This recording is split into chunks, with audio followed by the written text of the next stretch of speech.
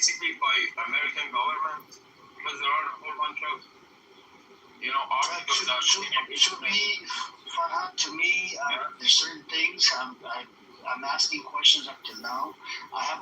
There's two things that I'm asking questions. This was reported on a police report of 9/11. They found they could not recover the black box. You agree? That's in the airplane? Near the Trade Center. Yeah. They could not recover the black box because it was blown into pieces. Yet they were able to recover mid-condition. They were able to recover mid-condition passports on the floor. Okay, and there was another person that was a passerby, gave one of the passports to the cops, and that son of a bitch cop still doesn't know who the person was up till now. So I want to know, how did they get the passport? Yeah, I want to know who was the passerby, who gave them the passport, who gave the cop the passports in my TV, and the two passports on the floor. Why would they use this passport and the other passport and try to do what they did in fucking Iraq and Afghanistan?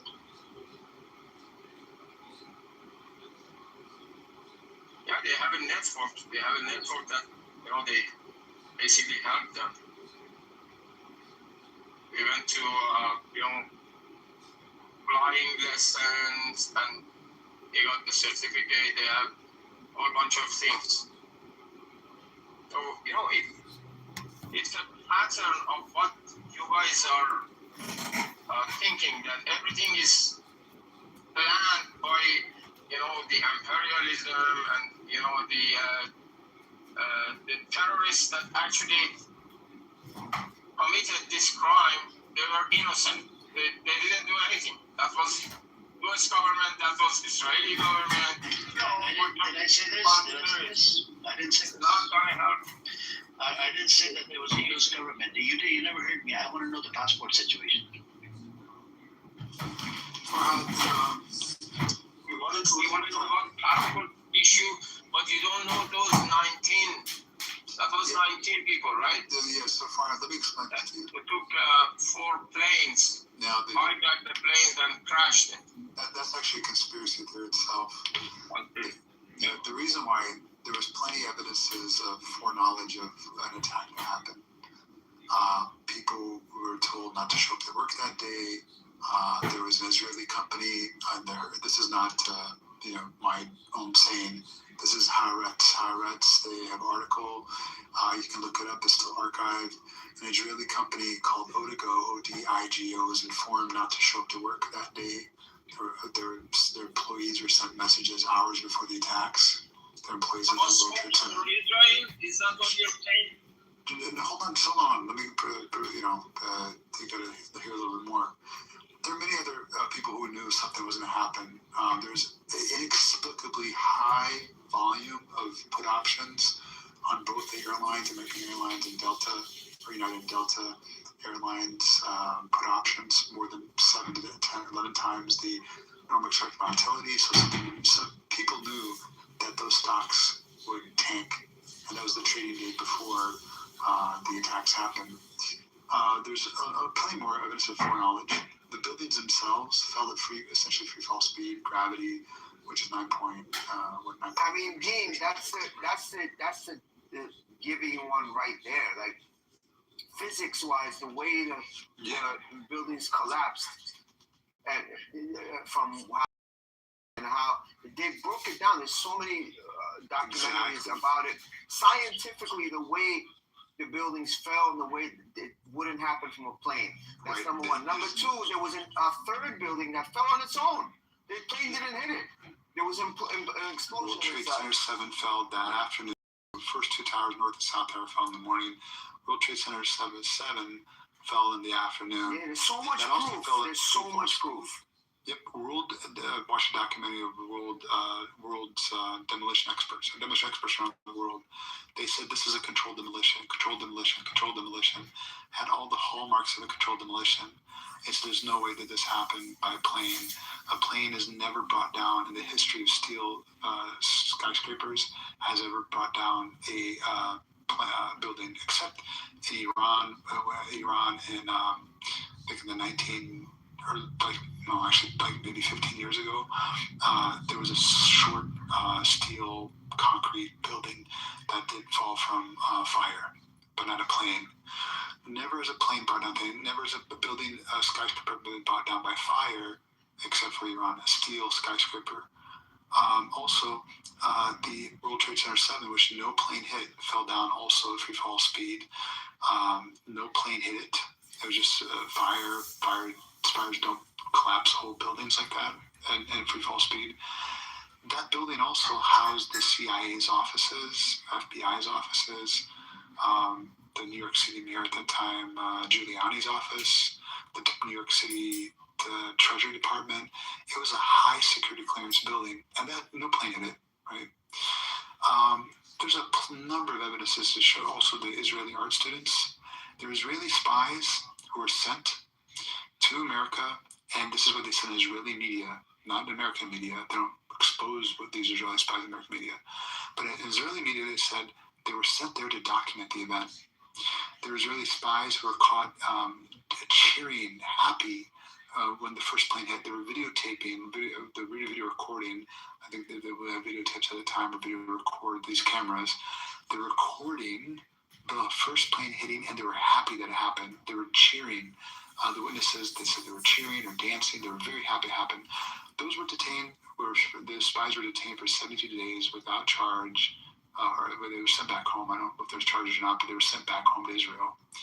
And when they got back to Israel, said they were sent there to document the event. So that means they flew all the way from Israel to America to document something, an event, and they had their cameras ready for their first plane to hit. Now you put two and two together. Who do you think did it?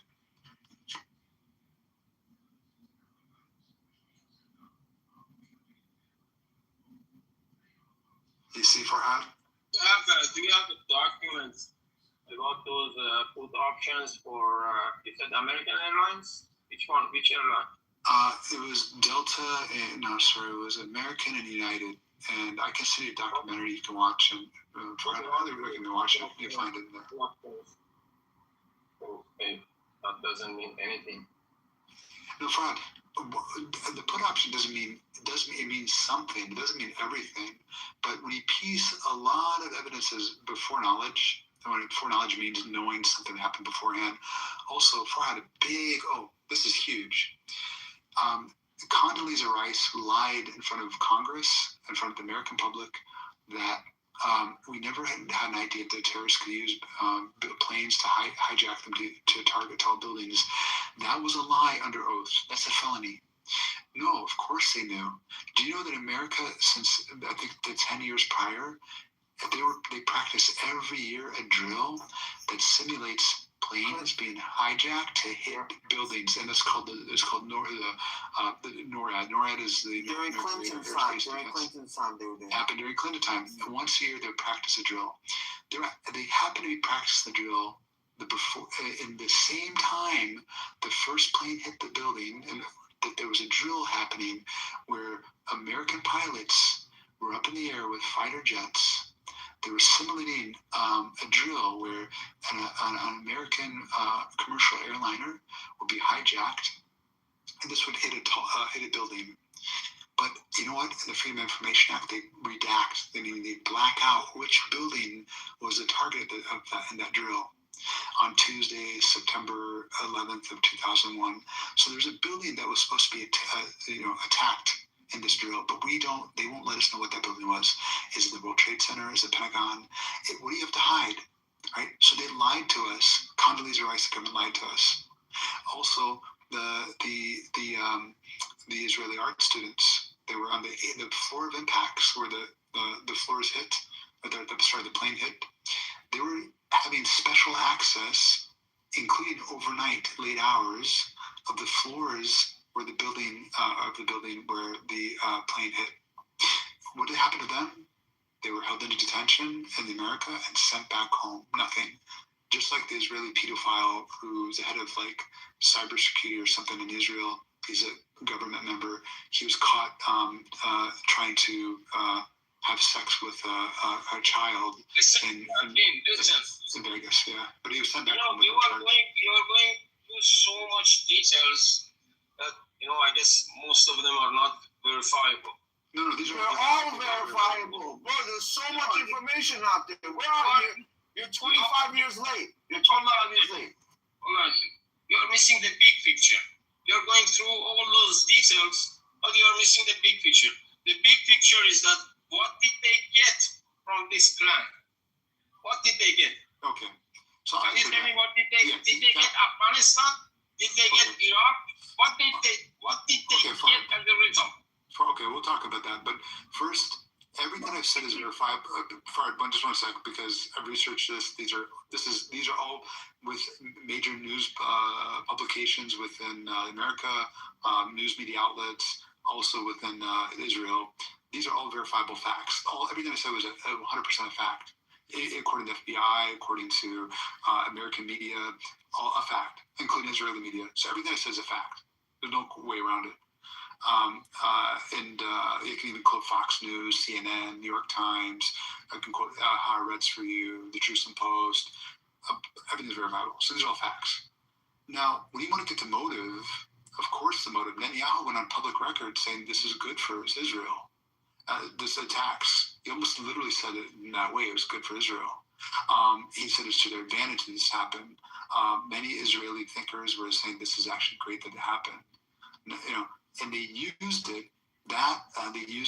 And they're bought out politicians in the American Congress and their presidents, who I'm sure are entangled Epstein as leverage, how to trap them, to convince them to go to war in Iraq, right? The second time around. The first time around wasn't quite sick. They didn't do enough damage, and they killed 1 million people. Wasn't enough, right? Through direct combat or direct assault, and also sanctions. Madden Albright was asked. Saddam Hussein invaded Kuwait, right? Yeah, but do you know why they invaded Kuwait? Because Kuwait, right? It's not just as clear as that. But first of all, Saddam Hussein is an American ally. Saddam Hussein visits the White House. Saddam Hussein was trained by the CIA in 1971 in Cairo. Saddam Hussein was an American asset. He was an ally of America, right? Shaking hands with Bush, right? But the moment he decided to attack Kuwait, that's when the plan that U.S. already enacted by, spearheaded by Zionists, was put in action. Kuwait there's disputed, he said that Saddam Hussein was the agent of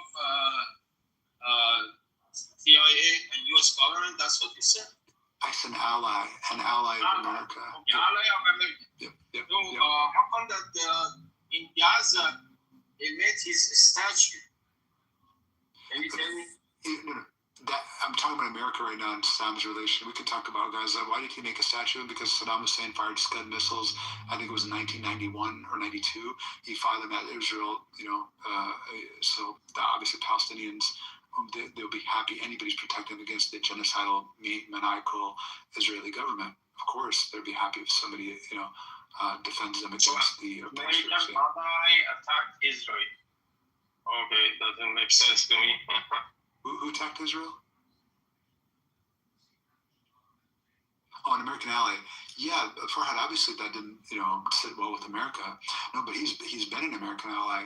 But obviously America did not like that. But I can't say America itself is entirely, more so Zionists within America, Zionist supporting politicians. Wait, is he denying that Saddam Hussein was an ally of America? Is that what he's saying? Farhad, you know that Saddam was an ally of America. You know that, right? Oh, that's the first time I hear from you. That Saddam was an ally of America. No, we're asking you. Do you? What about Khomeini? Khomeini was No, we're not doing that. We'll go one by one. Do you believe that Saddam was an ally of the United States?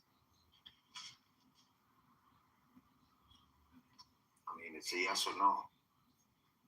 No, sorry, I'm driving, so I have a problem with microphone. Oh, okay. No, I don't believe that. I mean, as far as I know, Saddam had a good relationship with the East. It is so weird. Okay, so Yeah. so we totally are gonna have amnesia about the Iran-Iraq War and what what backing Saddam Hussein had from America. We're gonna just ignore that. Dean, check out the link. Normal running away from resistance. Are we gonna ignore that, Farhad? So far, let's just make this easy for you. No, we gotta get past. This is crazy. Like, I've never heard an Iranian say this. Whether no matter what side they're on, no matter what faction they are part of, I've never heard anybody ever say that Saddam Hussein was not an ally at some point of the United States. It was public knowledge. Those are, I just said I said everybody. I said everybody. You could be a Shahi. Right? No, not everybody I talk to. Everyone. Not everybody. Yes, everyone. You could. The only people that might say that Saddam Hussein was not an ally of the United States, and by the way, that's a delusional statement because it was a fact, is the Mujahideen Khalq. That's it. And Saddam Hussein, I don't care who says or who doesn't say. Saddam was a secular dictator, and he was very strong. He was very what? Signals microphone. I appreciate it, because he was a secular government. Okay. He was not part of terrorists. That was the mistake. Really? So he didn't use. Hussein. Okay, so he didn't use Agent Orange. He didn't use. Big point that He didn't use illegal chemical warfare on the Kurds. He didn't use illegal chemical warfare on the Kurds, on his own people, and on Iranians. He didn't do that? That one I don't know. That's not terrorism? That's some stories about it.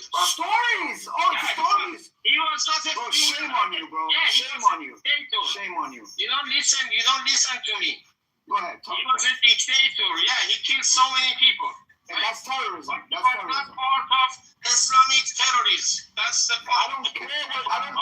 Terrorism is terrorism. I don't care if you're a terrorist from the planet Zarkon. No, I care about terrorism, period. I don't care if you're from planet Zarkon or you're from Islam. Your mother's part of it. Your mother's part of it. Okay. You want to talk to her? She's next to me. You want to talk to her? Hey, your son wants to talk to you. Guys. Mary, your son wants to talk to you. There's an Indian. Oh, she's busy. There's an Indian named She's busy, sorry. Sam in the chat. She's cooking for me. Program is going down. Bunch of numbers. Yo, don't put too much pepper in my sauce. Sam doesn't know what he's talking about. We're presenting all facts here. We're talking about 9/11, potential Israeli connection. All facts were presented. Everything that's mentioned is a complete fact. It's referenced, so you don't know what you're talking about. All right. So when it comes back to September 11th, of course there's motive, right? The project of the American century. September 11th, what they have done. I asked you what they get from that. Okay. Did they get Afghanistan? Did they get Iraq? Yeah, just listen. They did a whole lot. What's the benefit of that plan? I got you, Farhad. Farhad, have you heard of the project of the New American Century? No. Okay. If you don't know about that, then you really don't know much about it. So just it might be an opportunity for you to learn. Right, so conspiracy and stuff. No. It's not a conspiracy. No. I'm giving you facts. Everything I mentioned. The fact is, your mother's cooking for me. Farhad, everything I mentioned to you is 100% fact. I challenge anybody to prove what I said is not a fact. It's a fact according to the FBI. It's a fact according to CNN. It's a fact. Can you answer my questions? I'm answering your question. What American they got from this plan? I'm answering your question. Okay, but it starts with the project of the American century. It actually doesn't start with that, but it's crucial to understand the project of the American century to understand what was gained out of September 11th. Now, the project of the American century is headed by Zionists, conservative Republicans, predominantly Republicans. You have Paul Wolfowitz, who is a Zionist Jew. You had Donald Rumsfeld, a Zionist Jew. You had Dick Cheney, a Zionist. You have John Bolton, who's been a perennial war hawk through multiple administrations, including Democratic and Republican administrations. You had a number of neocons, they call them neoconservatives, who were part of the New American century, and they had a number of programs, objectives they wanted to initiate and implement and execute, but they couldn't do it because they felt their views would be too extreme for the people to accept, essentially. Absent of, quote unquote, absent of a new Pearl Harbor. What was Pearl Harbor? Pearl Harbor is an attack on American soil. So basically, it would take an attack on American soil for them to implement their agenda. All right. And what was the biggest attack on American soil after Pearl Harbor? Well, it was September 11th, right? 2,000 some lives lost. The biggest attack on American soil. What was the agenda? Hold on. Okay, we're going to agenda. Yeah, now we established that. The agenda is to destabilize the country, the Middle East, to usurp their resources, to politically dominate the region. Hold on. Destabilize the Middle East, like for example, Afghanistan. Afghanistan was not already destabilized before they attacked Afghanistan. So the chaos in Afghanistan. No. Of course. But Afghanistan, we're talking. There's multiple. Make it destabilized. It was already there. No. It was. But there's more than what you think about. Each country is different, all right? When the communists say they control Afghanistan, they start killing each other.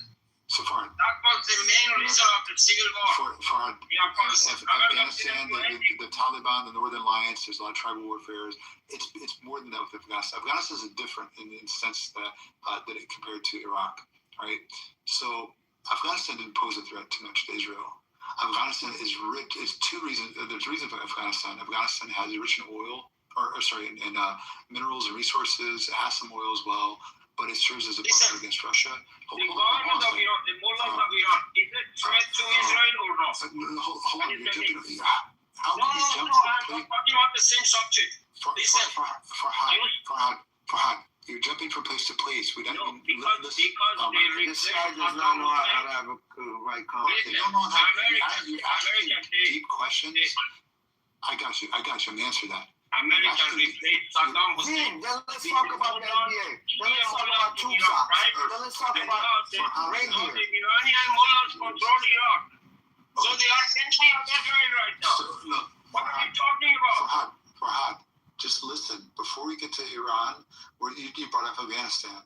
So Afghanistan, I mentioned minerals, resources. I also mentioned oil. Also, it was a strategic trade route. They want to build a pipeline, right? Pipelines, pipelines are to transfer oil through Afghanistan.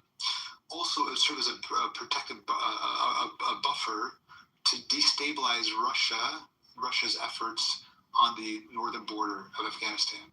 When it comes to Iraq, Iran, and a number of countries, we can talk about them later. You talked about Afghanistan. So Iran, right? But let's not get to Iran because you're going to go hot-headed in Iran.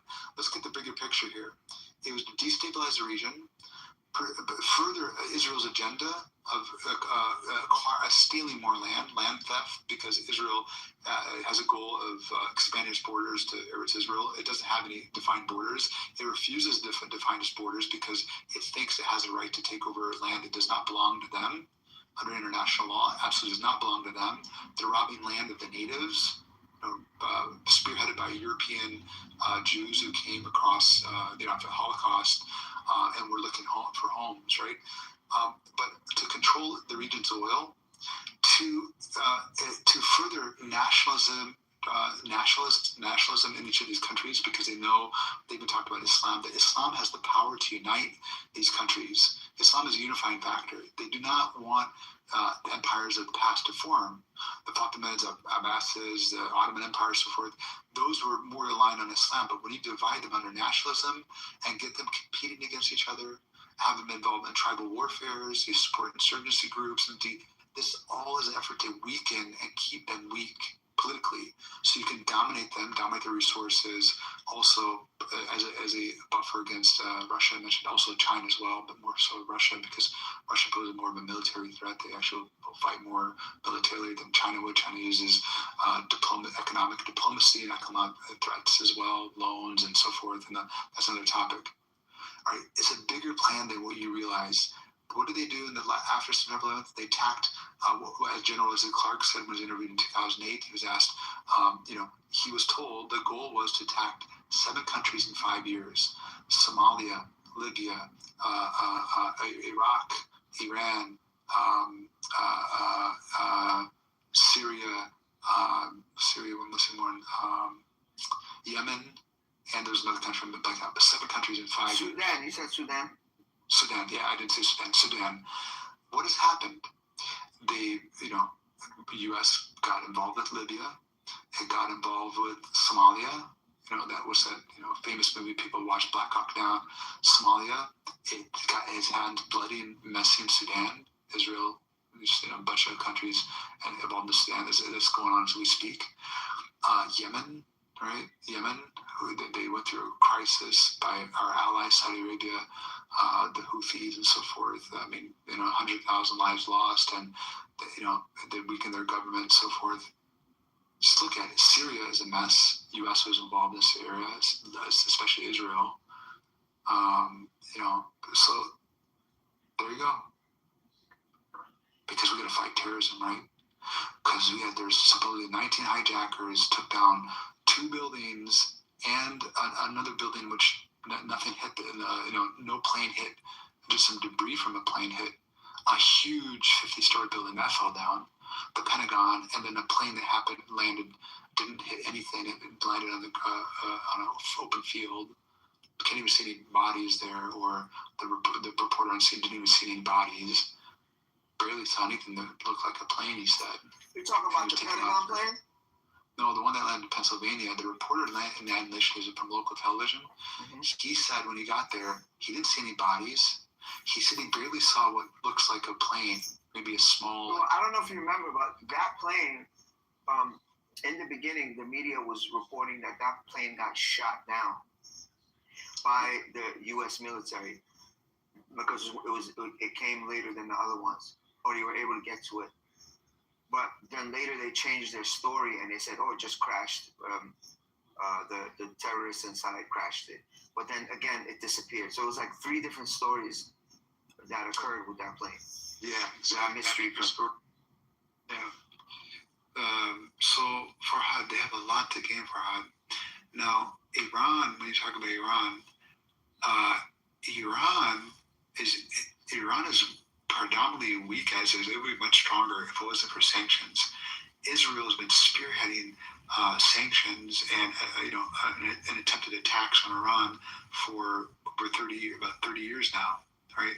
It's been a goal because Iran is militarily independent of the West. Now, do you know that what happened? I'll give you your example, Farhad.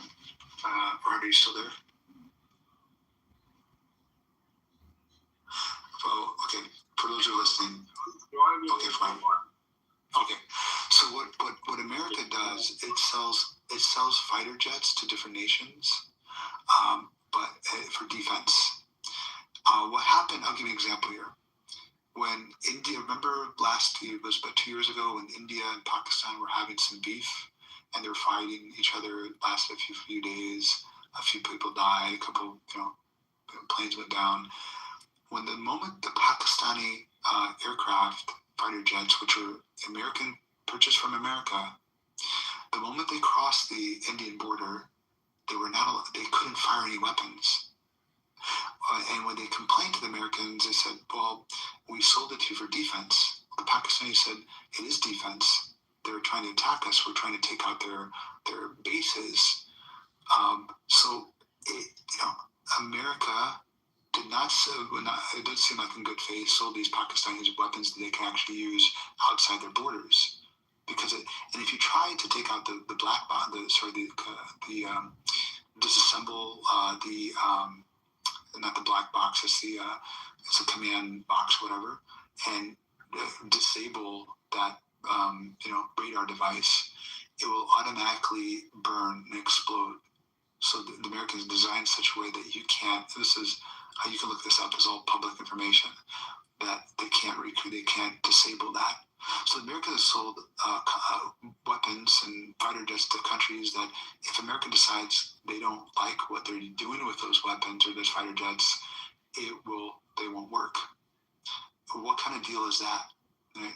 So now Iran doesn't buy weapons from America. Free America, free America, free America, free America, free America, free America. Okay. It creates its own weapons. It buys weapons from Russia and so forth. And others, those independent American weapons. And America doesn't like that. No, especially Israel doesn't like that. Iran never posed a threat to America. Iran never fired a missile over the Atlantic Ocean or the Pacific Ocean. It never posed a threat to America. All right. Iran does pose a threat to Israel, right? But Israel didn't. It's because of Israel's own doing. Israel's been stealing land, killing, raping, murdering its neighbors, stealing more and more and more land, and they're posing a threat to the entire region. Iran is one of the countries that have stepped up to it. And the goal for the U.S., spearheaded by Israel's Israeli lobby, I should say, is to install a pro-Israel dictator in Iran, right? A pro-Israel dictator, pro-American as well. And I don't think that serves the best interest of people around.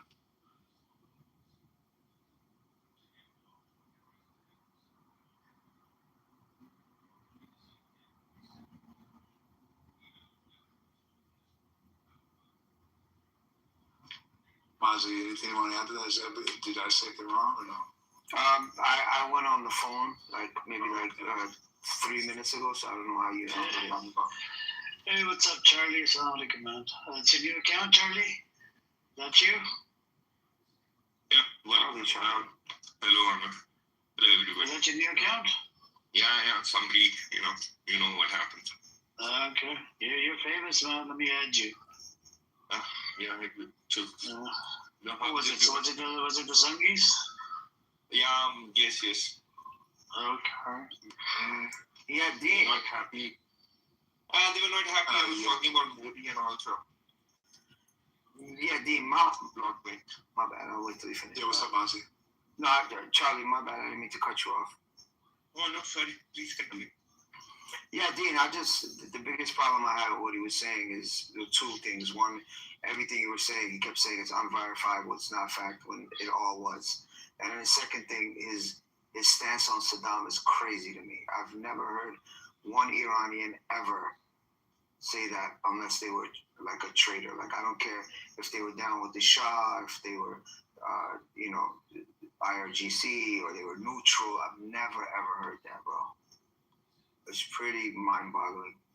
Yeah, I mean, when you have biases, bigotry, or a view that you wish that, you hope that it's true, you'll misinterpret things in your mind.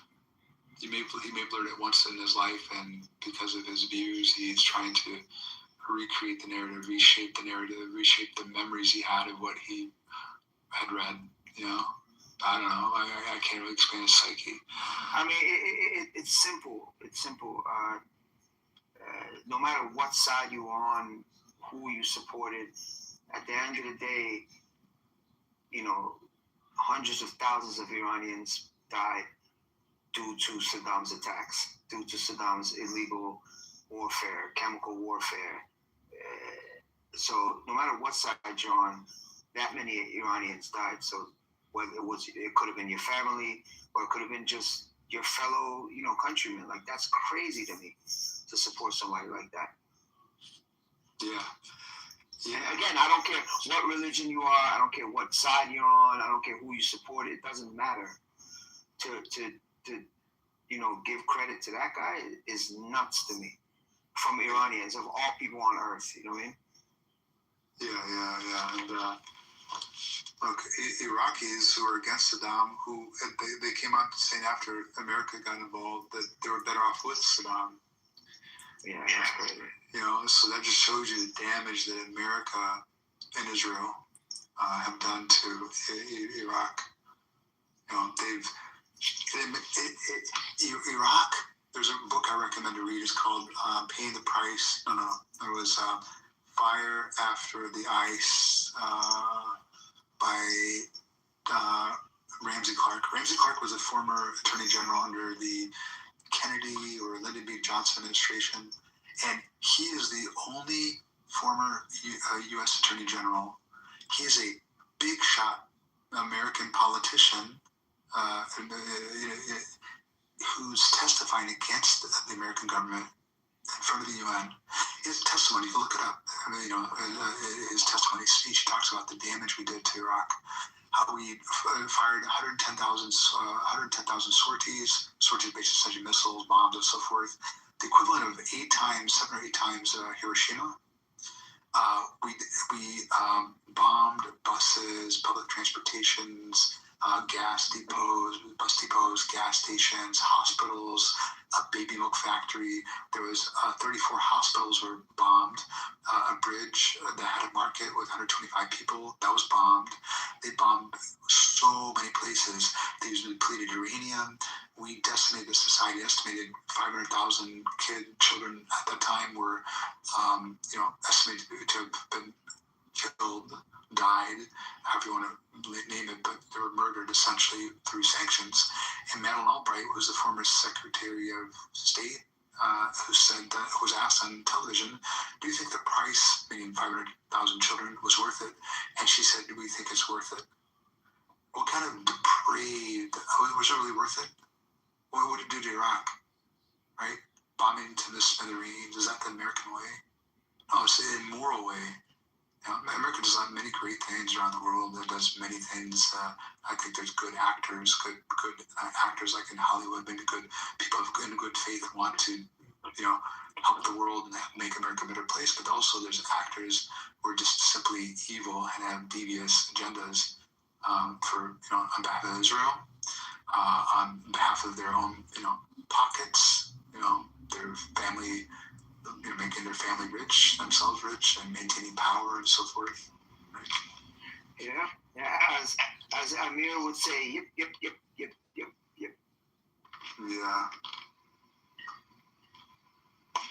Look, that's a good question. I think he asked me in the chat. He left. He said, "How much are I getting paid by the mullahs?" I haven't decided yet. They usually give me a blank check. I think he disappeared.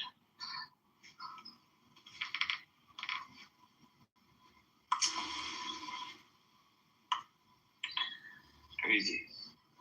Do you know cancer rates in Iraq quadrupled because America was using chemical weapons like depleted uranium and so forth? This is fact. This is not just hearsay. This is not what I'm contriving, concocting.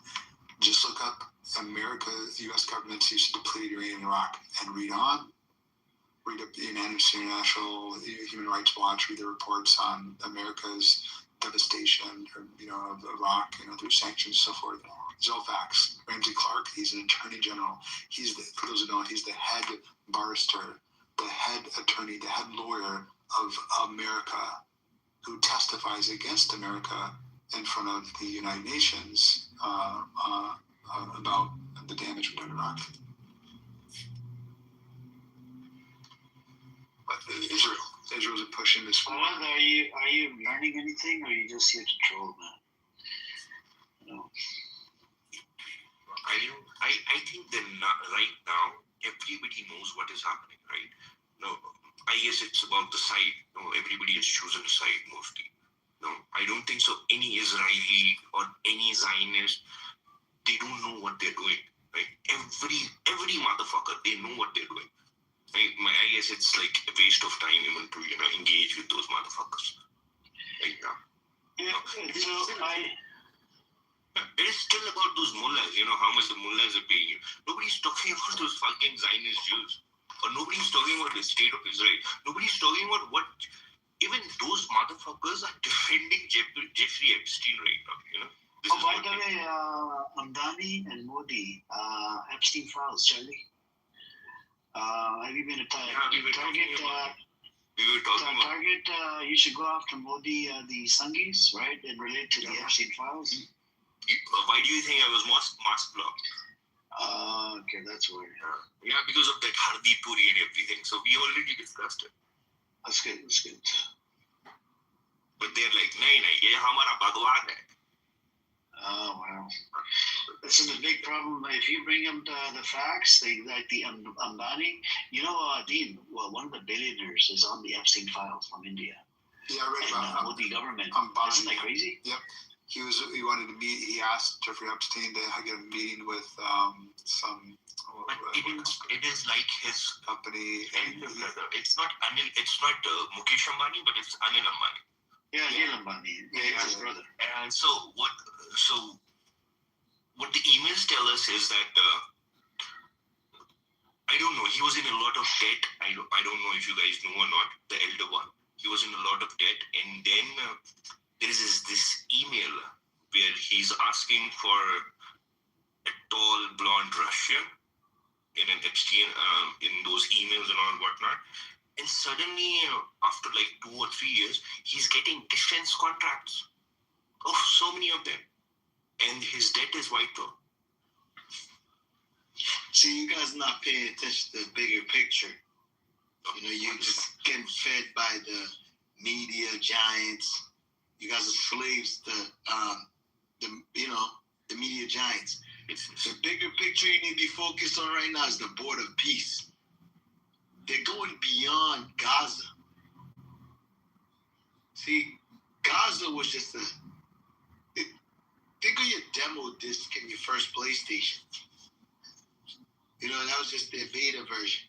Then they're gonna go to expand to Haiti. See, I don't want to die, so I can't disclose a lot. But yeah, man. Peace, kifaholic to my brothers. Hopefully everybody could wake up. Everybody just needs to do the right thing. But I don't want to go further, but focus on the board of peace. All right.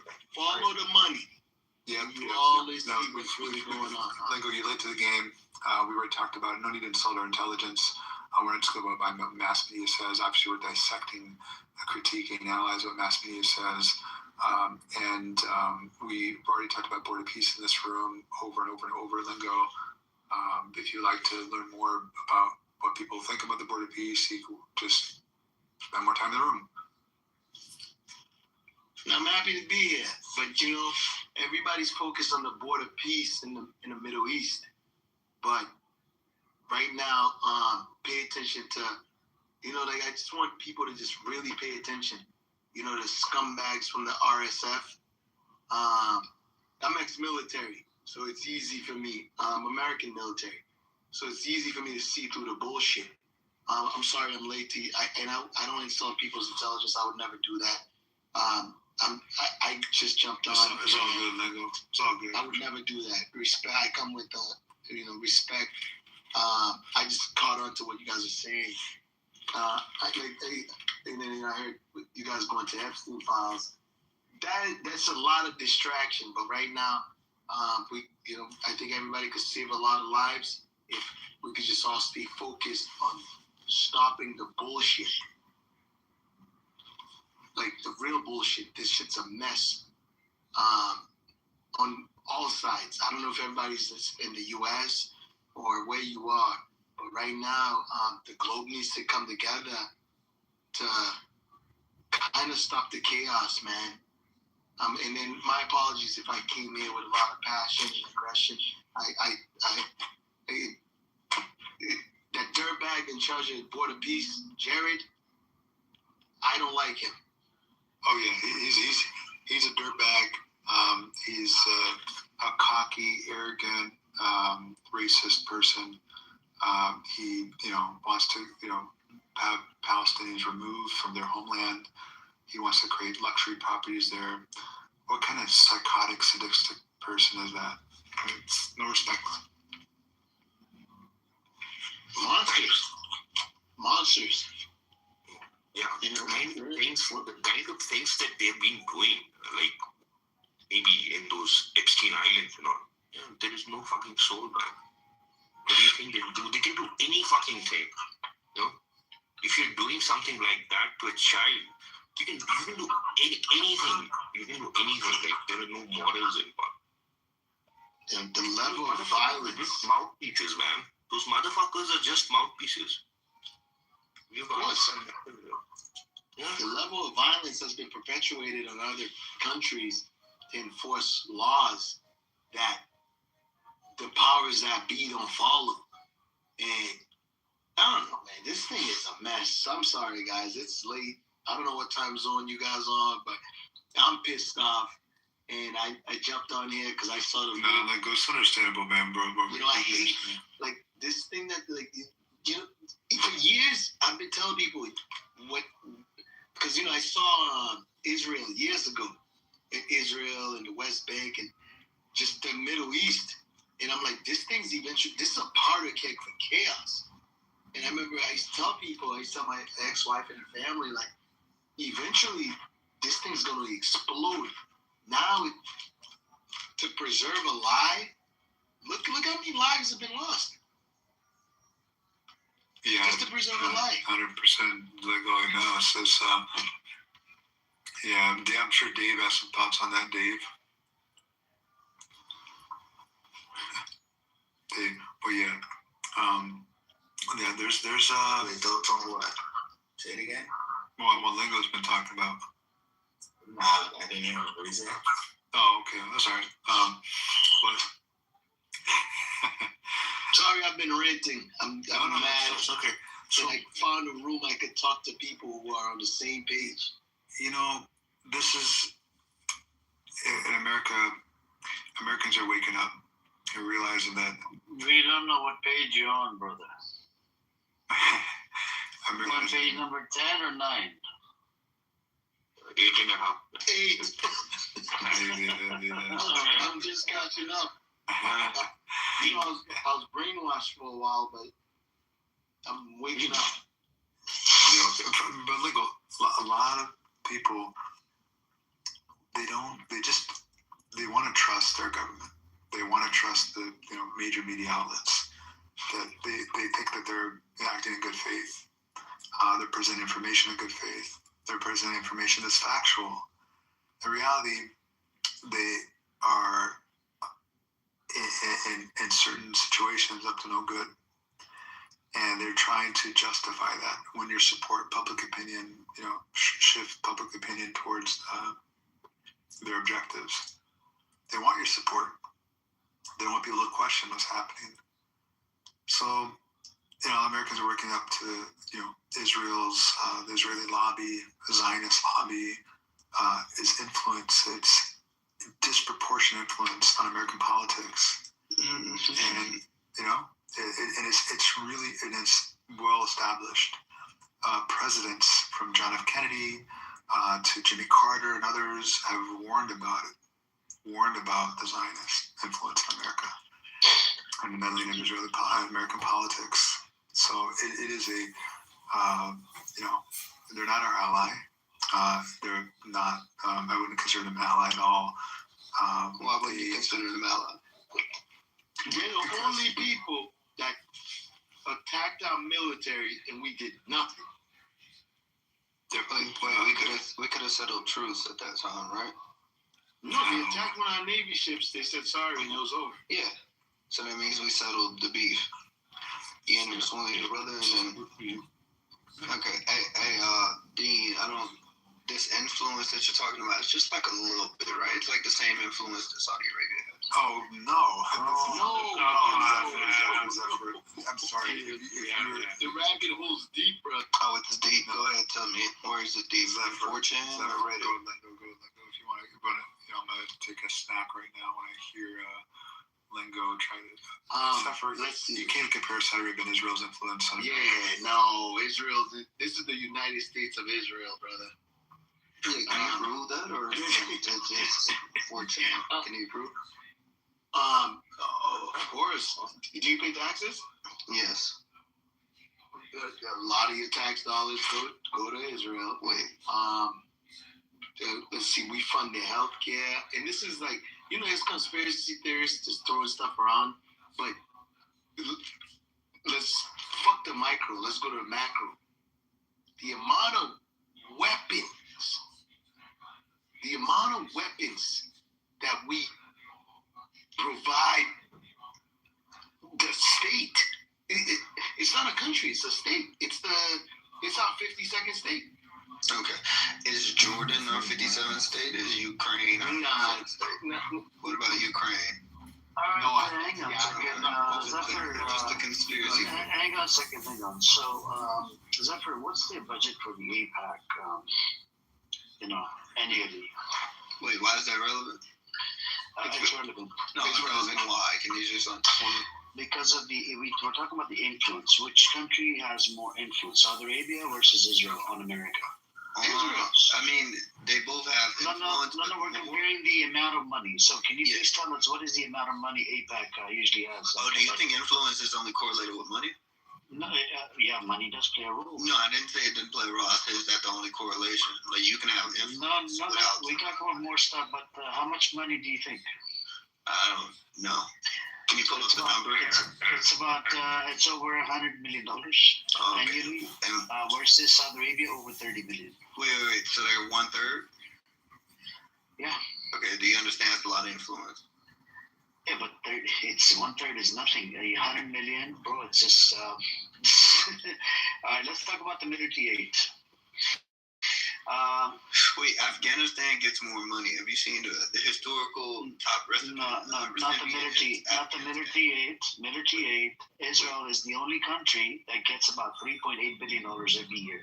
Okay, you're missing out a lot. Right now, Iraq actually gets $23.8 billion historically, as far as U.S. foreign aid. 23 historically since and when? Israel only had 17 billion historically. We're talking about military aid. So, yeah, we're talking about military aid. Military and security initiatives. Yeah, that's what I'm saying. How much military aid does Iraq get? Iraq has, through 2001 to 2024, 23 billion, and Israel has got 17 billion. So Iraq has got more. From what year to what year? 2001 to 2024. Bro, in 1 year, Israel gets $3.8 billion. Do you understand $3.8 billion? More wild. Okay, hold on. Are you able to see this? How many years? 24 years, right? 24 years. In 10 years, Israel usually gets about 38 billion. Okay, but are you just going to dismiss? Did you not notice? It's $3.8 billion per year. I got you. Are you dismissing the fact that Afghanistan has gotten 3 times that? Hey, can you please provide those sources? Yeah, I got you. And if this is true, can you stop the Israel anti-Semitism, or y'all gonna stop, or what? What is anti-Semitism? What is anti-Semitism? Why are people so quick to say anti-Semitism? No, hang on a second. No, I'm not even talking about Amir. I'm talking about lingo. So look, lingo. You said Israel is controlling America. That's anti-Semitism. Yeah, the influence it's more stronger from the Israeli side. That's the click. Countries have influence on America. That doesn't mean they control America. But do you know the person that coined the term anti-Semitism? Wait, do you know his name was Wilhelm Marr. Okay. Wait, why is that relevant? It's relevant. He was such a Jew hater, he married 3 religious Jewish women. Was he a Jew, or was he Christian, or was he a Jew hater? It doesn't matter. It's anti-Semitism as a concept. No. Hold on. The word Semitic, right? It's for the Arab folks, right? Just like the land was stolen for the Arabs. I mean, you have the the word that was stolen from the Arabs. No, everyone. Okay, so when it gets attacked on the Arabs, what do we do about the Arabs? Are they you being anti-Semitic against the Arabs? No, the Arabs are Muslim for the most part. No, they're not all Muslims. They're Christians and Jews. Muslims. I said they were mainly. So they're Semitic people. They're Semitic people. Arabs are mainly Muslim. Arabs are Semitic people. No, not mainly. Who told you that? You didn't know that there's Arab Jews out there? There are, but they're mainly Muslim. Did you not know that there was Arab Jews? I didn't say they're not. There are okay, there's Arab Christians. Wait, Amir, there are Jewish Christians, right? Jewish Christians? Yeah. Bro, they're Arab Christian, not Jewish Christians. There are people of Jewish descent who are Christian. What are you talking about? Oh my God, bro. Amir, you really need to get educated. It's like when Nanzo called me. He asked if I was a Jewish Muslim. No, but you can be ethnically Jewish. What's going You on? can't be. Oh my God. No, you Do you have an argument, or are you just emotional? Okay. But Amir, what's the problem with Jewish Christian? Like you can be Yeah. one. You could be a Jewish Christian. There are Jews. Yeah, are you talking about ethnically Jew? Yeah. Like, okay, that's a different story. Wait, okay, That's no, a that's what I said. You But the Jewish thing is, Christian. Zephyr, the thing is, Israel, if you're born to a Jewish mother, right, and you become an atheist, you're allowed to get a birth value. But as soon as you convert to Christianity DC or Islam, hold on a second, hold on. As soon as you convert to Christianity or Islam, you can't do that. None of the rabbis will sign you off on it. Okay. It works like that for different religions. So but isn't you it can also- racist? But you can be. So you created. they're denying your Jewish identity. Amir, you created conditions. What about a Jewish father? Yeah, that's fine. Yeah. Okay, so that's Yeah, what but I'm saying. still, Your again- logic only works when you pigeonhole it. No, same thing. Same thing. It's okay, Amir. If you become an atheist Jew, Anti-Semitism is Jewish. It's a Jewish if you term. become an atheist Jew or you're Jewish, then it's all right. But if as soon as you become a Muslim, no, or Christian, no, they'll deny it. Can None you of the guys add me rabbis to will- the Yes, John, did you say something? Yeah, I wanted to say, to be honest, like what you guys are arguing about doesn't really matter in the grand scheme of things. And the reason why that is if you look at, regardless of how you feel, the direction the world is moving in is one where the West is declining and the West is relevance is going down, right? And because of that, Israel is a parasitic state of the U.S. specifically, and very reliant on the U.S. So as the U.S. declines, so will Israel, right? And this is something that isn't just tied directly to October 7th or whatever, right? Like even far before that, Israel was already having tons of internal issues with their government and whatnot, right? And so, if you look at all of the... Are you saw me? No. If you actually, no. If you look at all of the major players in the world, like this shift is obvious more than ever before. Like as China dumps all of its U.S. treasuries over the past 25 years, it's directly investing in gold, right? And then we know that the U.S. Dollar is no longer going to be the reserve currency. I mean, you could argue right now that it isn't. Yeah, this is. And then also I'm speaking. Also, it's very interesting. I don't know if you guys seen Marco's recent speech. By the way, this isn't Zafir. This isn't something I'm just saying. Like American political scientists acknowledge this. This isn't something that's about opinion or I think this or you think that. This is literally a known thing now at this point. It's no longer a theory. So that's just a fact. But also, yeah, I'm telling you that the West is in decline. No, This is a name the known political thing. scientists. All right. Chomsky is one. Chomsky, the one in Epstein's house. That has nothing to do with the Oh point, my though. You God, he's actually not to a me. He's not a political I'm economist. in the middle of speaking. What the fuck? Do you know what I- Chomsky is? He's an intellectual, not a political scientist. Oh my God. Okay.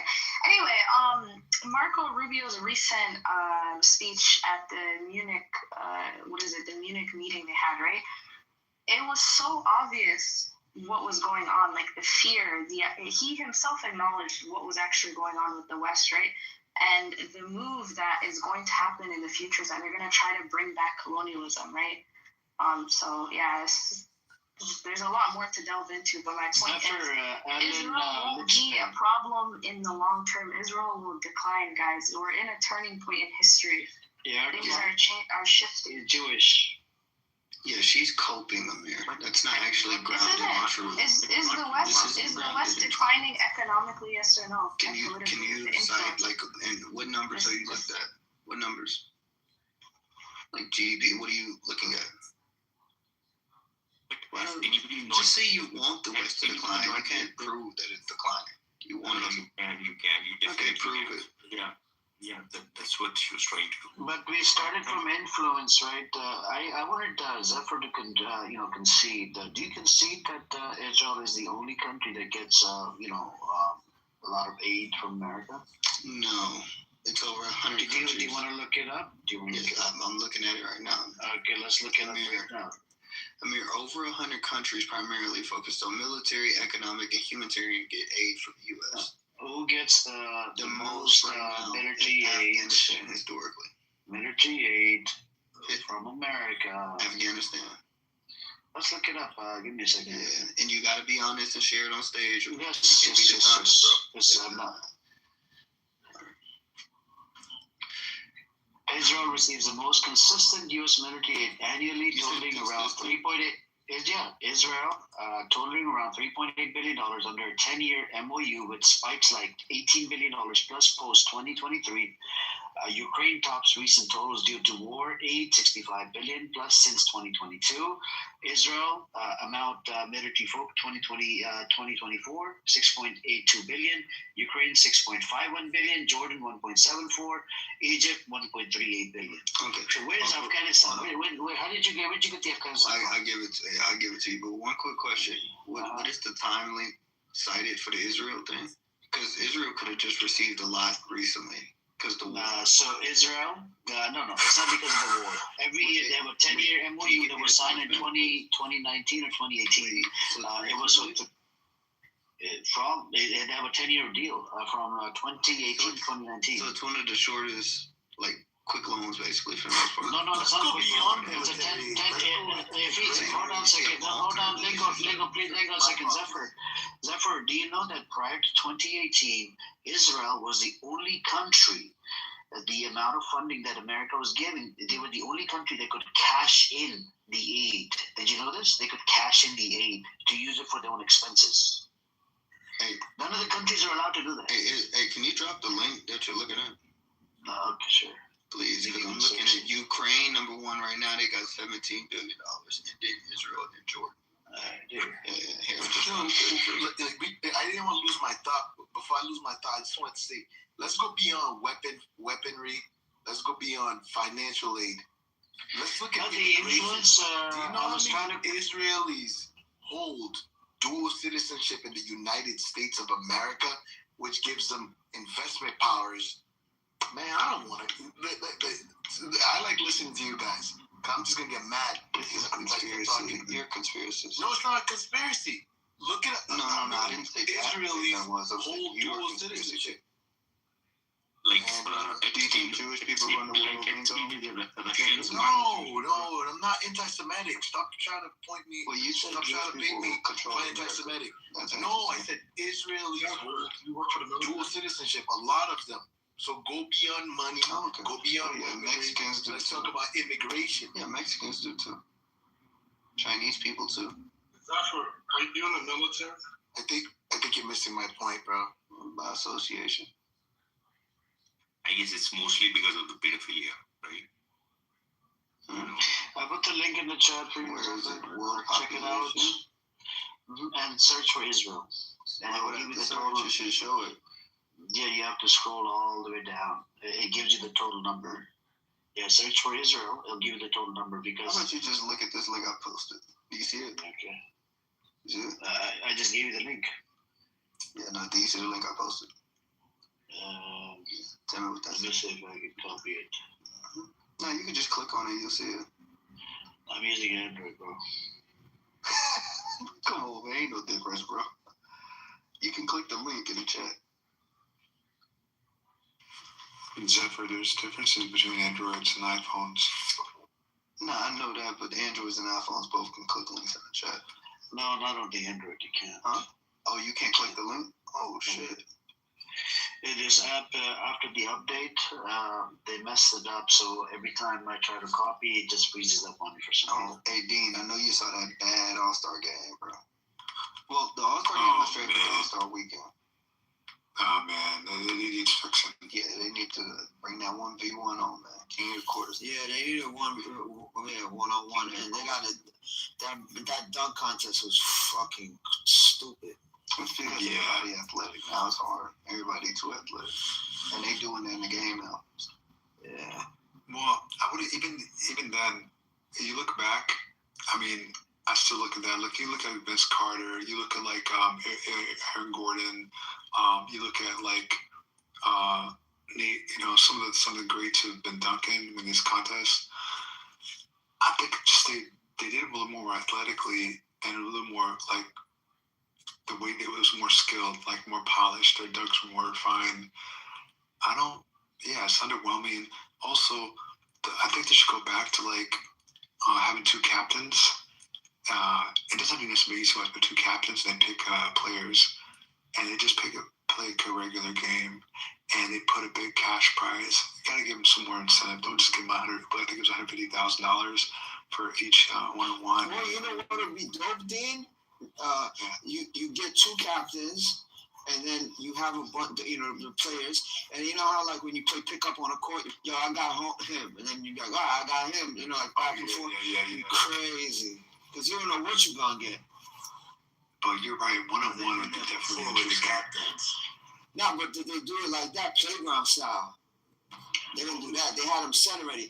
One-on-one would be crazy, and that method of picking up players. Did you read your link, bro? It literally says number 2 ranked Israel. Yeah, number 2, right? Number 1 is Ukraine. Wait, number 2, right? But it's not true because Ukraine. Hold on, Ukraine got it because of the war. Otherwise, it's number 1. Israel is number 1. What do you think Israel got theirs for? Right here. Look, I'm reading it right now. Why did Israel receive their funding? But they get it anyways. It doesn't matter. Since they have an MOU since 2018. No, they have an MOU since 2018. They didn't start right now. Hey, Amir, did you see this link too? The second one? Let me give you the link. I think You see the second one, right? copy and paste my link. Afghanistan, bro. Afghanistan. Bro, Afghanistan ain't getting shit, bro. I don't know if you're. Bro, they received over 150 billion. Click the link. You gonna see that? I'll give you my link. Make sure you click on it, okay? Yeah, I am. But I did. I tried to find it. But look, $150 billion. Can you explain Afghanistan getting 150 billion? Like, are y'all not upset about that? Okay. What year was it, and how long? This how is many 20 years? years. This is 2 decades. 20 years. Okay. This is crazy, right? Like, can y'all be consistent or Let me not? see. Where's Just the second link I posted, bro. I put your name right by that. It's right above the Arabic letters from Kibani. US already had boots on ground in Afghanistan. What do you think? They would not do it? Probably my point is that people start understanding the reason and nuance when it comes to other countries. Not Israel. No, you don't have to understand anything. It's very clear. I don't know. And why are we even discussing it? If it's in the second position, why are we even discussing it? The point is that they're paying them. For what? Killing Palestinians? That's what the aid is used for? Well, it says Israel again in fiscal year 2024, the most recent fully reported year, Israel received $6.82 billion, the most of any country.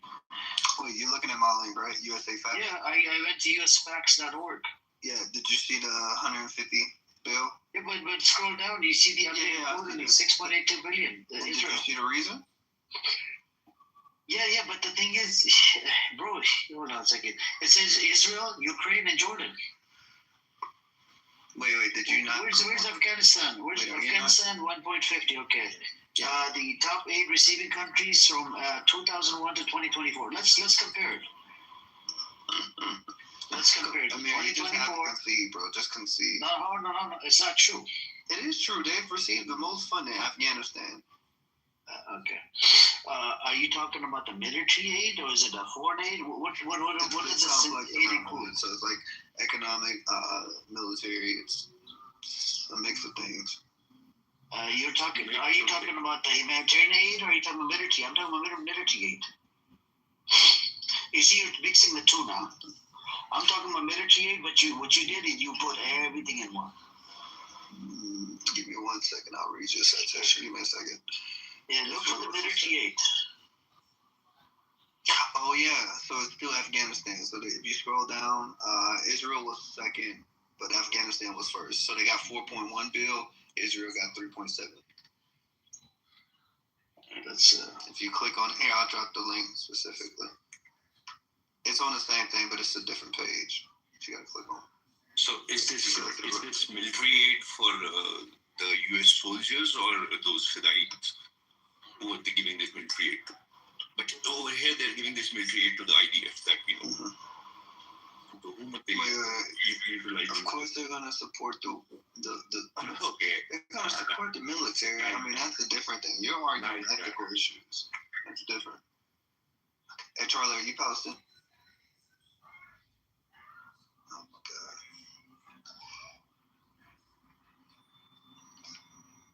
I think both sides kind of have like a thing where they have like people who just like dismiss facts. You can kind of support certain things, dismiss. Yeah, but the thing is, Just dismiss it.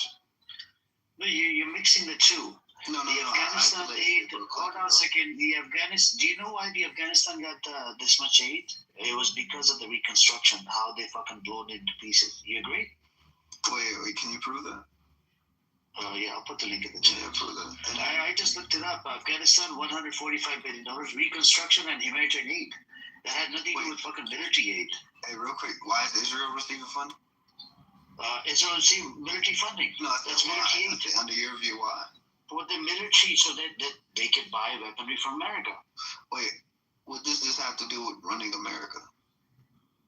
What does the influence that AIPAC has on America? They spend over $100 billion annually, versus Saudi Arabia only spends over $30 billion. Which one spends more money on influence? Exactly. How are they getting this money? They're getting this money. You would say Afghanistan runs America.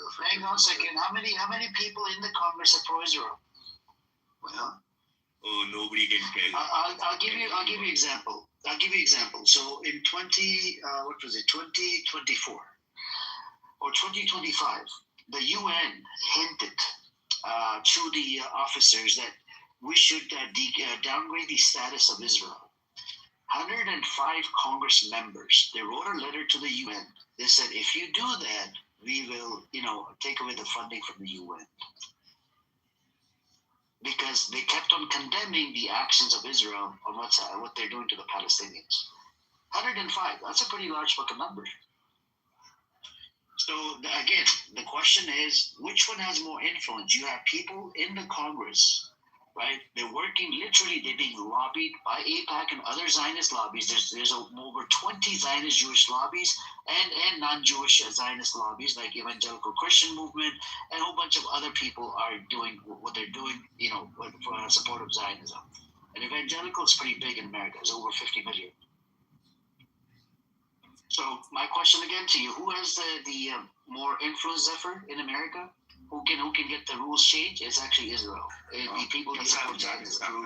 You just kind of like started grabbing things from mixed amount of ideas. No, I'm giving you the facts. Hold on. Do you agree this military funding doesn't prove that? Okay. Does that prove it's not just a military. I gave you influence. So you have to bring us some separate. Right? I gave you influence. I told you we were comparing Saudi Arabia versus Israel. Which one has more influence? Early on, remember Lingo brought up you brought up Saudi Arabia. No. My main point was that there are other countries that have just the same amount of influence, bro. That's it. And then I started bringing up other countries. It's not mainly about Saudi Arabia. Mm-hmm. So Saudi Arabia is just one example. Plus, Saudi Arabia, the lobbying is actually registered as a foreign entity. So there's a lot of rules and regulation when it's registered as a foreign lobbying group versus local lobbying group. The AIPAC is registered as local lobbying group. So you see what I'm saying? So you have less restrictions because it's local versus foreign. This is why they're not allowed to spend a lot of money. This is why there's a lot of rules and regulations on this lobbying group. You should look into it, man. AIPAC, you would hear pretty much in every room. AIPAC and other Zionist lobbies, they play a pretty large role. AIPAC is a lot of politicians funding. Even that chick, Abby on this app, she works for the AIPAC. You heard about it? She's got a plus symbol. You seen her around? She's a Zionist. Oh, shit. You seen her? Dave, you know what I'm talking about, right? Abby? Nah, I've seen her, but... She's an old lady, ABBI. And she owns a $30 million house, a $25 million house. Oh, shit. Yeah, she's on this. Oh, my God, you should see up this way. Brookline, Massachusetts. These people are sitting lovely.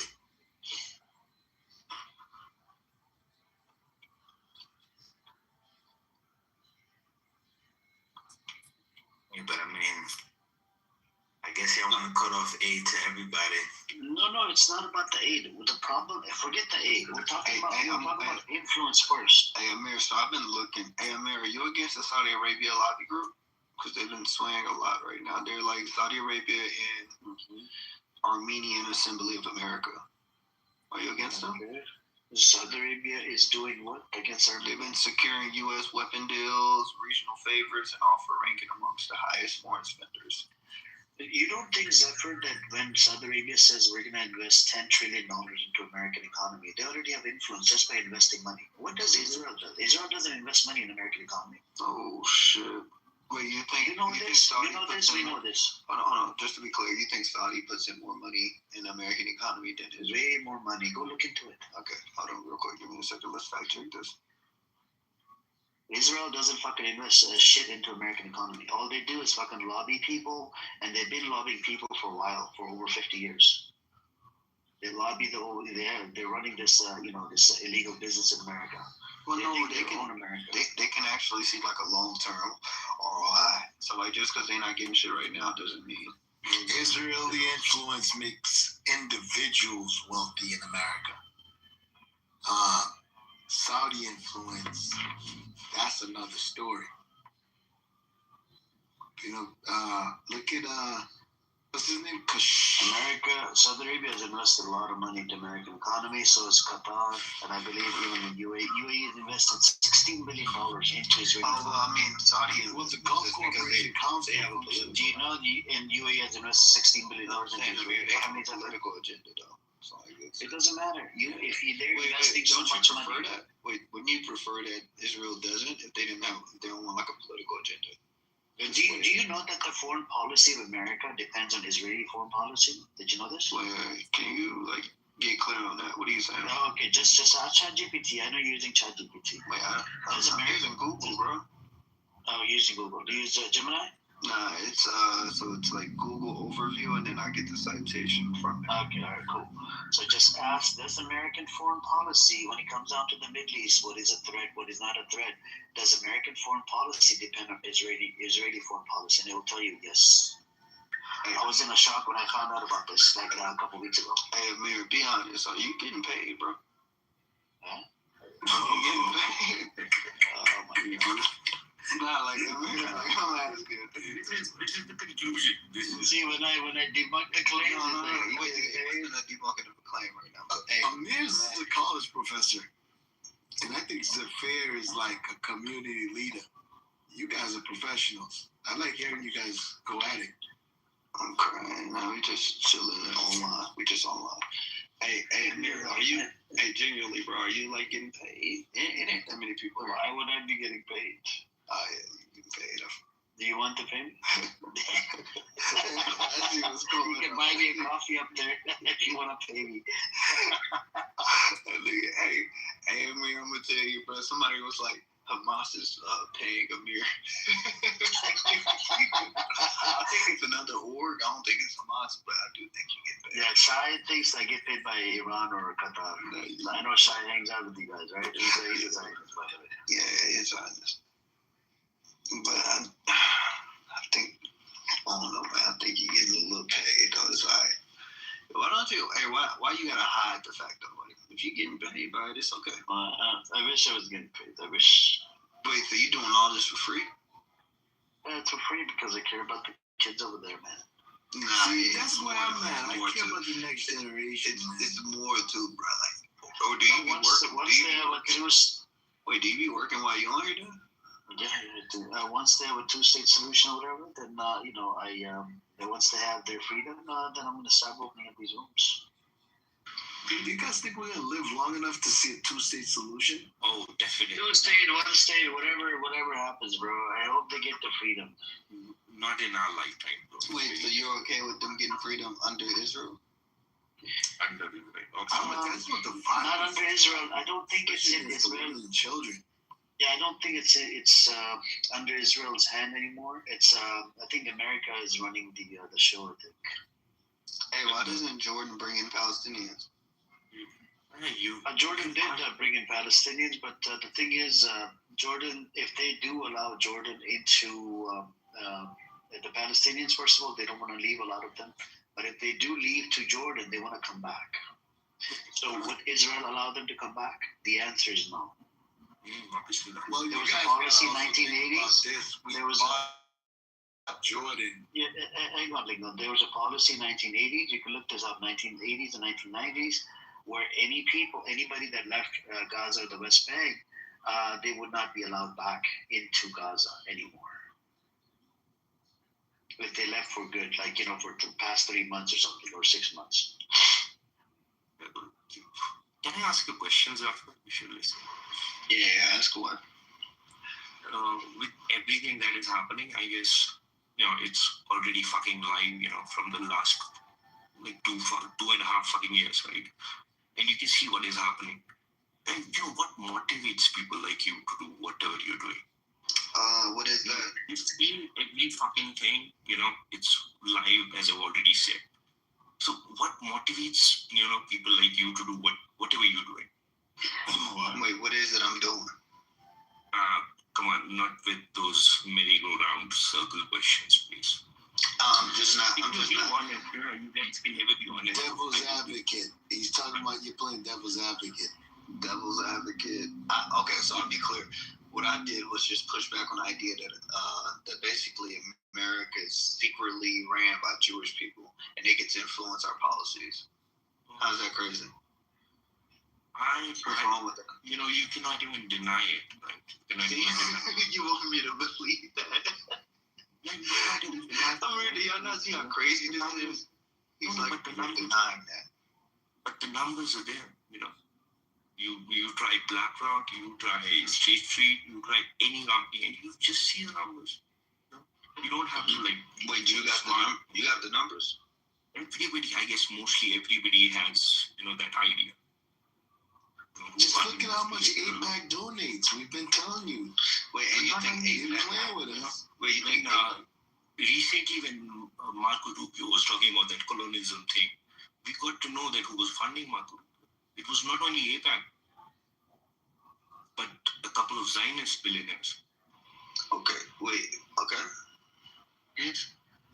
Wait, you think the Zionist billionaires mean that they secretly run things?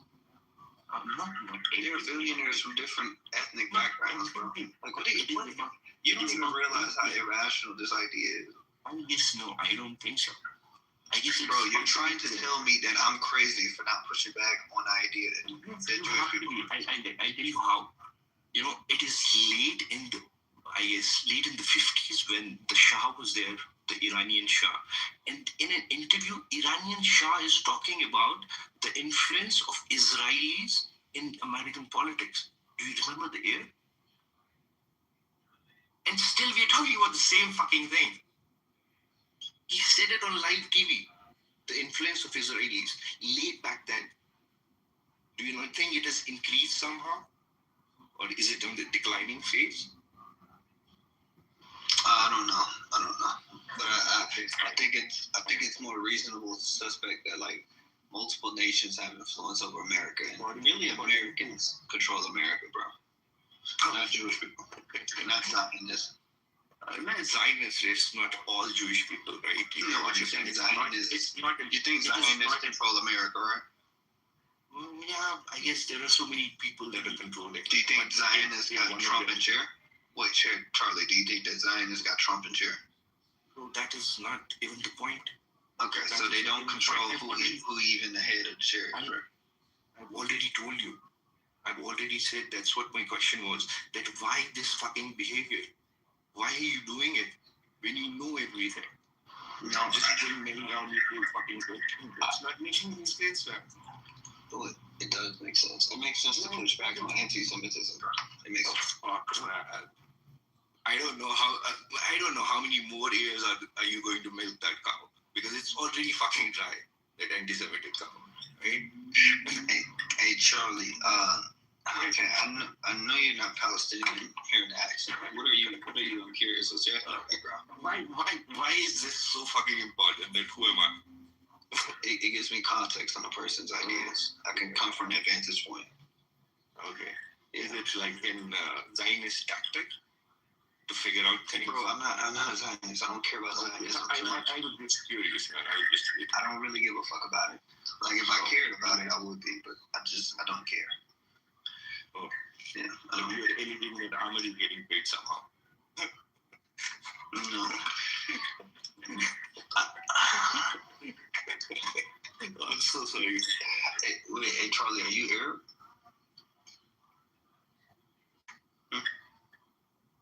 I cannot really.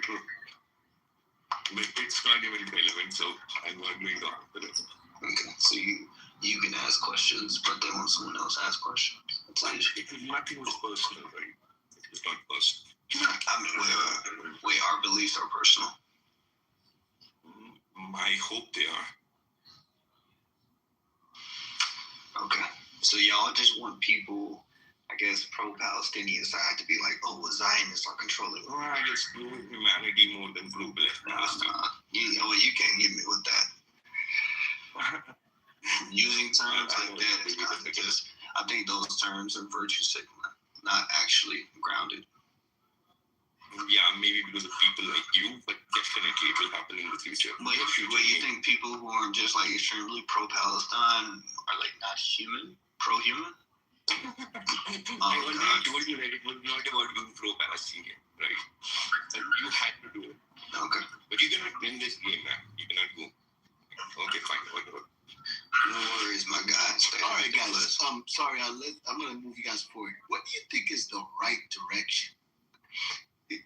This geopolitical madness that's taking place in every region around the globe. How do we move forward? How do we bring back civility in these? Who's the Gorbachev of this generation? It is already, somebody has already said it, I guess, the great Henry Ford. Sorry, I'm late.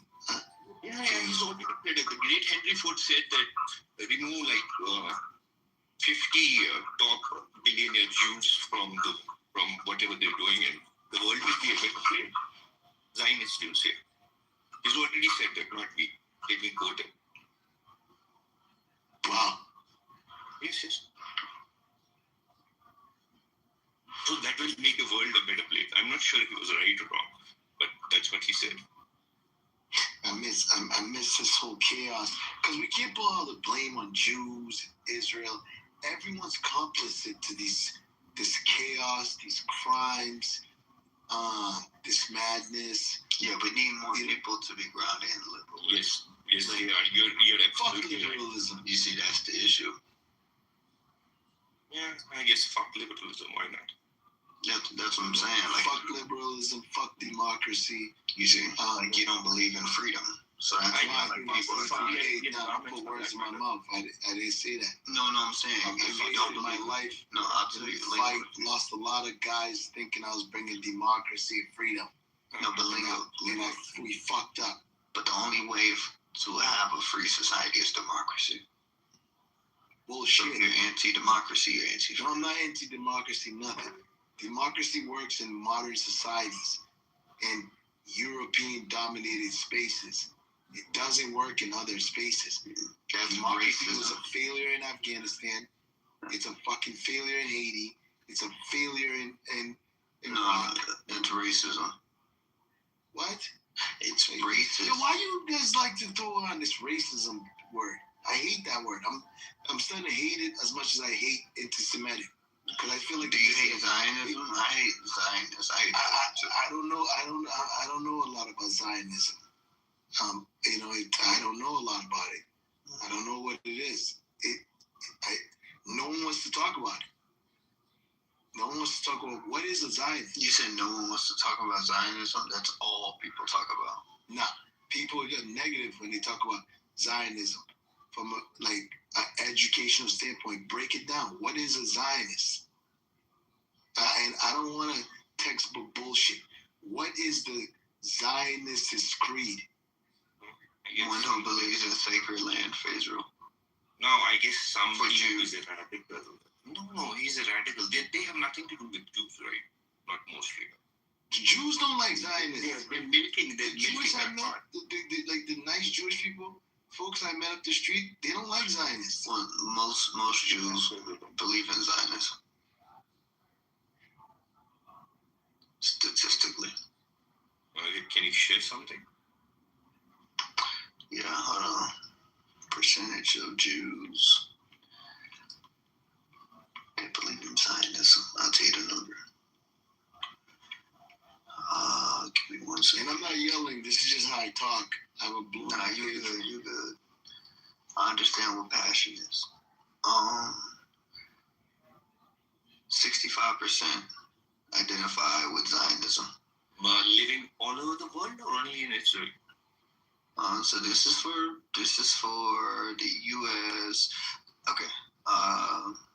Give me 1 second. Only 30% in America reject it. 30%. 88% American Jews believe in Zionism. Israel has the right to exist as a Jewish democratic state. Yeah. So 88. So now do you understand the influence? Does Israel have a constitution? You fell in that I want trap. to see the Israeli You have to constitution. acknowledge you fell in that trap. Come on. Yeah, Charlie, you a funny man. You a funny man. I value humor. Also. Hey, Lizzo. Yes, sir. Yes, sir. This is how it happens. Lingo. But I was just gonna say, like, the issue that we see as far as like society's ills is that people don't believe in like letting let people live and shit like that. That's mainly the problem. We need people to get accord with democracy and liberalism. Like, how do we stop society's decline? That's how we do it. We have to get every government and nation representative to agree on democracy and liberalism. If they don't, they're just going to keep being antagonistic. Yeah, but how? Okay. You love this democracy thing, but look at how democracy's been manipulated. Look at Haiti. Well, Haiti is like that for like external reasons, not internal. It's not democracy. Look at Afghanistan. Democracy. The president They're not of democratic. Afghanistan ran away from Afghanistan. Wait, they're not democratic. Afghanistan is not democratic. They tried to bring democracy to Afghanistan. It failed. No. They tried to look at Haiti. Okay, let's go back in time. Our first democratically elected individual. Look what happened. Now, I guess if the West cared about democracy, the first target would have been Saudi Arabia. Come on, go fucking hit it, man. What are you doing? Are you crazy? Hey, man, don't talk like that. They'll never. No. You can't force democracy on Saudi Arabia. I guess there is no democracy in Saudi Arabia. Right? They If can't. it's about democracy. Nah, there's not democracy in Saudi Arabia. No. But Saudi Arabia is democratizing over time. They will soon be. Okay, They're becoming more Western too. Oh, come on, man. This is No, the monarchy system that exists in Saudi Arabia, it works. Well, not really. Like, there's still pitfalls, right? There's society as far as human flourishing and happiness. The West is invading most of those Middle Eastern countries because they want to give freedom to women and whatnot. But in 2023, in 2023, Saudi Arabia has given license to women to drive. In 2023. That's because of America. Why are they not concerned about the women in Saudi Arabia? Wait, that's because of America, though. America is pushing. Well, America can't sanction so Saudi hard Arabia. in 2023. They control the oil. Oh, come on. I can't force you to do what I want when you control what I need. It's like a drug addict. A drug addict that can afford their habits, you can't force them to suck dick. A drug addict that can't afford their habits, if you tell them suck dick for cocaine, they'll do it. It's a fucked up analogy, but that's what it is. We're bitches for oil in the West. The oil bitches. I like that. Sorry. I'm not trying to be a prick. I'm just a realist, man. But the world needs to get better. And I feel like sharp minds like you guys shouldn't be bickering about, bullshit. And like, how do we fix this? No one knows how to fix this, not even the people in academia. Donald Trump. Everyone's scared of Donald Trump. A president of the United States has absolute power.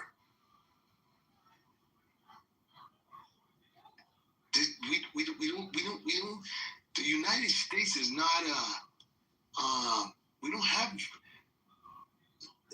dictators. It's not designed for that.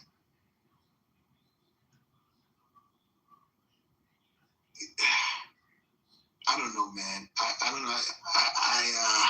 We're in an ugly time, and I feel like if people don't wake up and just use their intellect,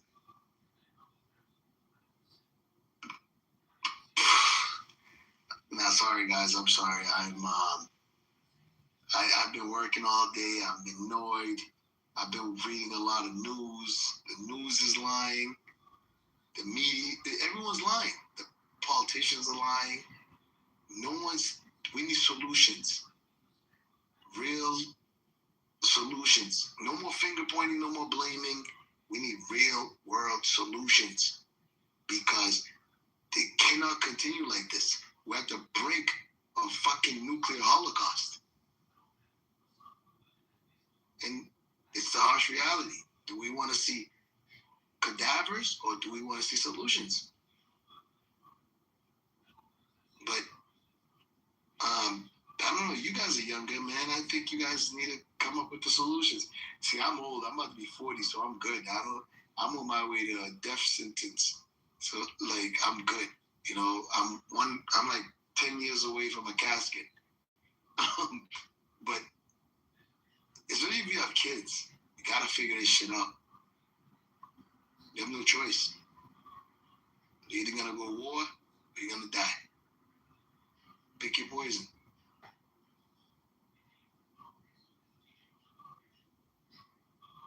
The point is that do we have that liberty to go to war? I don't think so. We do. What? Everybody's gonna get conscripted by their government. Modern warfare, especially missile wars, drone wars, the type of nuclear, biological, chemical, and if someone decides to start using tactical nukes, I would imagine Vladimir Putin's gonna be the first one to use it, or the Europeans. Sorry I'm talking like this. I don't give a fuck anyways. They kill me, or well, if they jail me, so what? But, or if they make me look crazy, I don't care. I would imagine Vladimir Putin is going to be the first one to use tactical. You're not going to have a liberty to go to war. You're going to have to go to war. Everyone's going to have to go to war. This is where we're at. Luckily, right now, everybody's just Twitter fingers fighting on the internet. Thank God. But eventually, it's going to evolve beyond that. And we're looking at it. Look at the posture. Look at everybody's, like, individual nations' postures. Look at the BRICS countries versus G7. You know, focus on the straight oil movement. Look at what's happening in Latin America. We're right back to the freaking 70s or worse. Like, those people didn't have Twitter and all that stuff, and they stopped the Cold War, and we're bitching. And we can't stand up to one guy. You know how pathetic that is?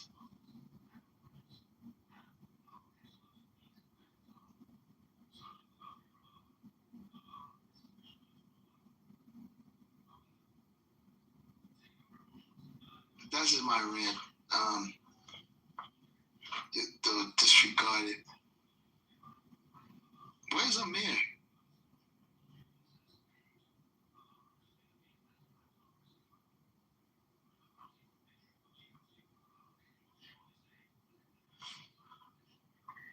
Hey, what's up, Fire? How you doing today? Welcome, everybody. Assalamu alaikum. Hi, everyone. What you been up to? Where you been? You okay? Yeah, I'm okay, thanks. And you? Doing okay. Check your messages. was kind of worried that something happened. You know, After you cancel we have to do attendance check. You know, every day we have a checklist. Who comes in, who doesn't come out. You know, who doesn't come. I have to put a check mark on it. how's the canceling going, Amir? Did you manage to cancel anyone today? Cancel anyone? No, I haven't canceled anyone yet. There's a fresh new. Did you see Norm Resistant running after Norm? Oh, well, I know that he was basically the cover pit, like an Epstein supporter. That's all I know. Fresh new video came out. Look, check this out. Resistance chasing after Norm. Here.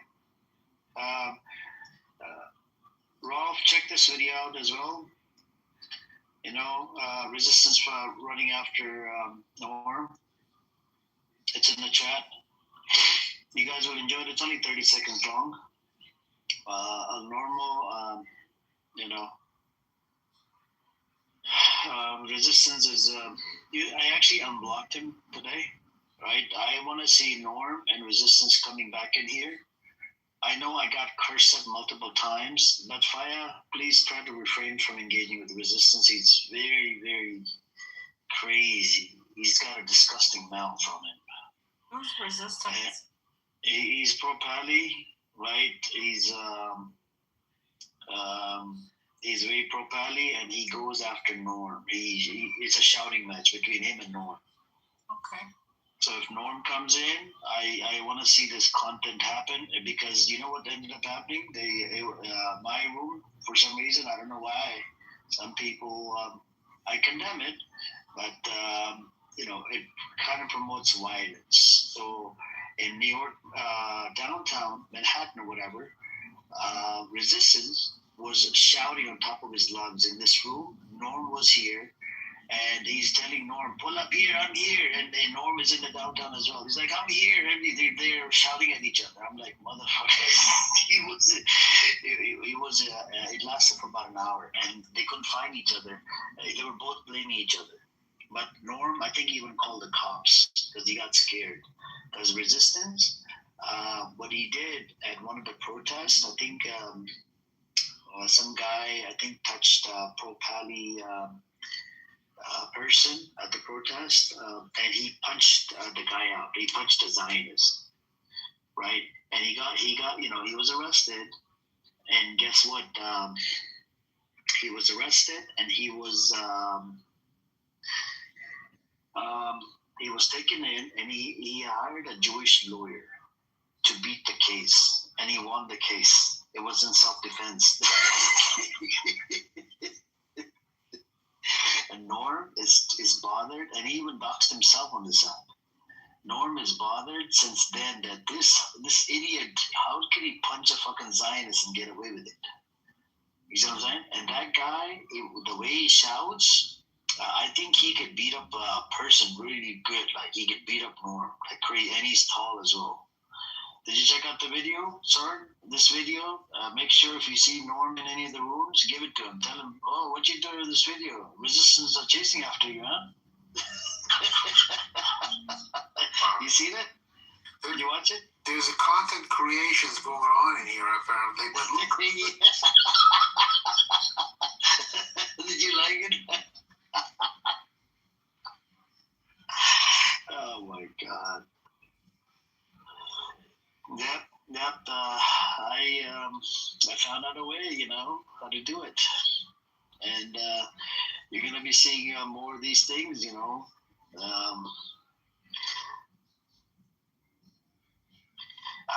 There's no word yet. Norm was here earlier today, Rolf, and he was in the audience. He was barking like he does all the time. He got triggered because of the two videos. One defending Epstein. Sir, you heard he was defending Epstein, right? You have that video? I'll put it in the chat if you. Yes, I did actually. Yes, I was. If you can do it again, I haven't got it in my favorites. So. Right here. Yeah, you can save it in your YouTube list. Here. I'll put the link in the defending Epstein.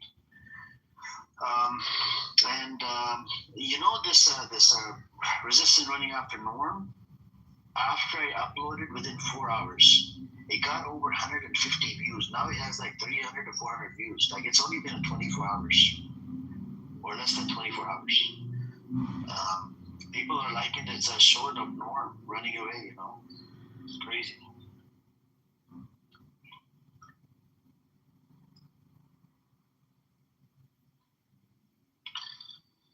Yep.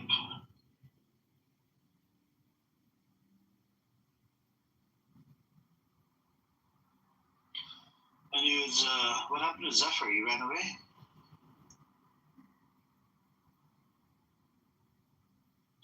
You liked it, huh? Rolf, did you like it?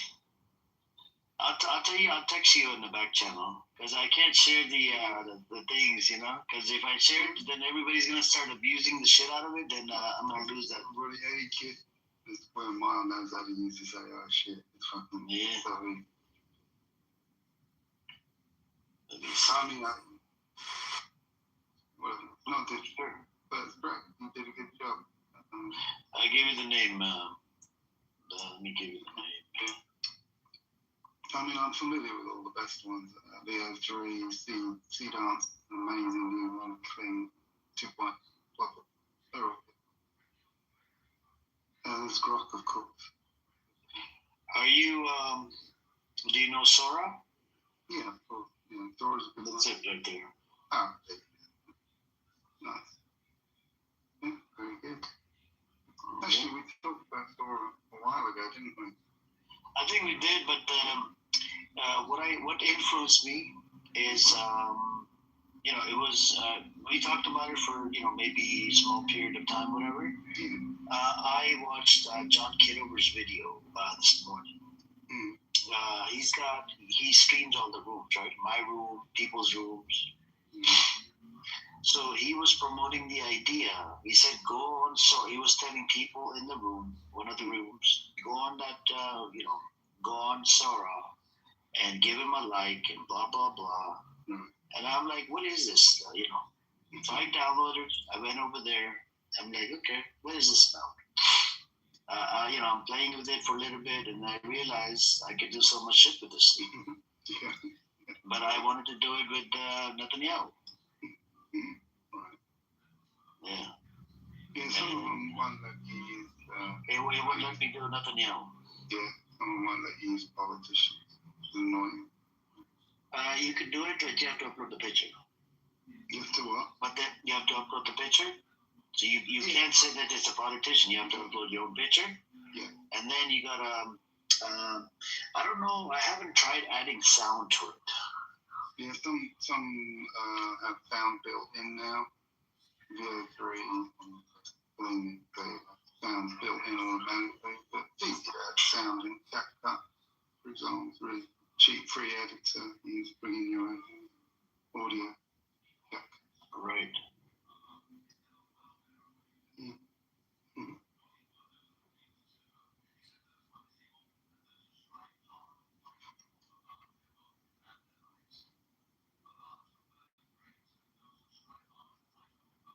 Well.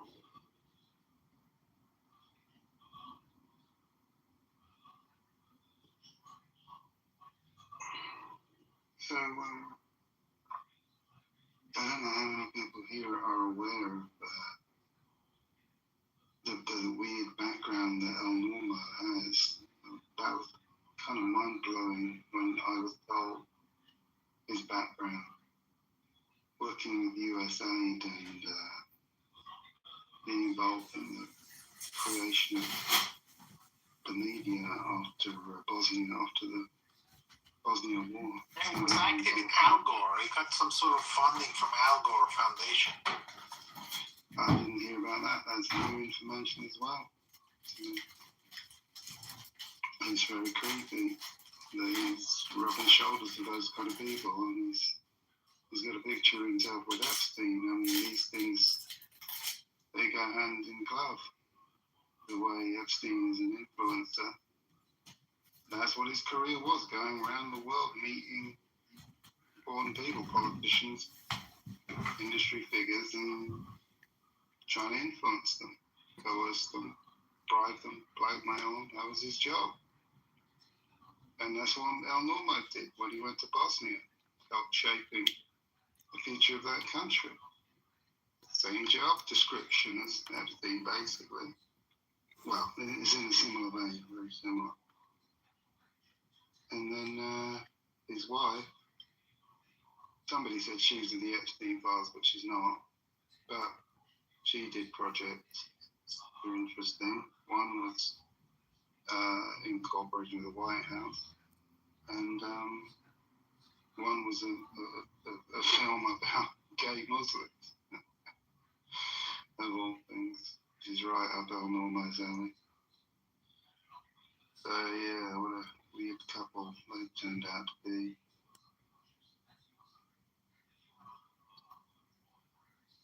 Do you think the reason that he's supporting Jeffrey Epstein is because he's from the same tribe? Yeah, well, more than that, I think he's connected into that network and has had direct contact with Epstein, and he may be connected in with the Hollywood aspect. He is something of a Hollywood guy, and that potentially plugs into a whole network of Zionists within Hollywood, famously. I mean, 60% of their management are of a certain persuasion, let's put it that way. And that would include potentially people like Harvey Weinstein. I looked up the films and none of them were directly connected to Weinstein that I can tell. So maybe he's never had any dealings with him whatsoever. But there are lots of Weinsteins in Hollywood, places run by people like that. And Epstein would have been all over Hollywood, of course. Celebrity and influence, they all go together. Or do you think it's mainly about just, meeting their sexual deviancy, or is it just more like a sort of ritual cult that they were engaging? Me, I believe it's primarily political influence. I believe it was a covert, massive political influence operation by means of various techniques. Money to bribe people, giving favors. Oh, come and hang out in my wonderful mansion. Come and join the party. Hang out with the elites. Currying favor. And in some cases, blackmail where needed. I don't think blackmail is needed very often, but I think it is a carrot and stick operation. You can have the carrot. If you play along, you get access to celebrity, important political figures. You might even meet royalty if you're lucky. All this shit, come to our own, hang out, be part of the VIP club. And if you don't play along, we've got pictures of you doing dirty shit with underage girls. So be nice, play along. And, people pointed out that all the leaders of the world are basically there because they were willing to compromise themselves and become trapped in this situation. That's why all of them go along with the program. Why do all the European leaders, without fail, completely toe the American and Zionist line on every single policy? And you look at them before they reached that position, they had a completely different view. They were lefties, radicals, pro-Europe, pro-democracy, and then they suddenly become the complete opposite, complete sellout. And that's because they've entered this realm where you're in your trap. You're compromised instead of fucking do as we say. You'll get rewarded with riches and fame and a wonderful retirement and everything if you play along. If you don't play along, we'll assange you. That's my opinion of what this is all about. It's all to influence the world in favour of one little country in the Middle East. That's how I look at it. And Al Normo is an active participant. He spends his life on here trying to influence people. That's what he does. Trying to influence people to like Israel. And his whole life is dedicated to that. And to hate what he perceives as enemies of Israel. That's all he ever does. His life revolves around that one thing.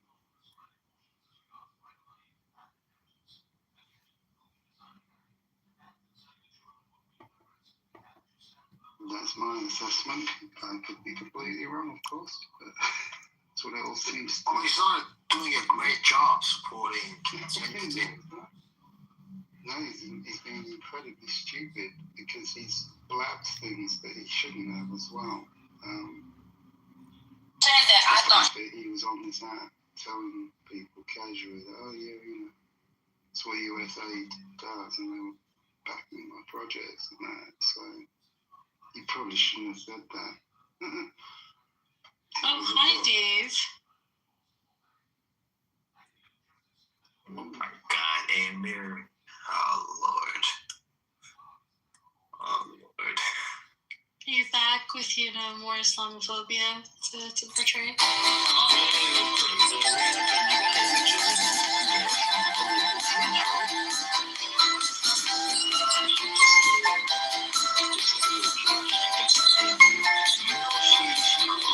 Islamophobic yesterday. Me? I actually I don't know. called Coco Islamophobic. I called you and Zephyr Islamophobic. No, you called Coco. No, I didn't call her Islamophobic. So can I bring her in here? Go ahead.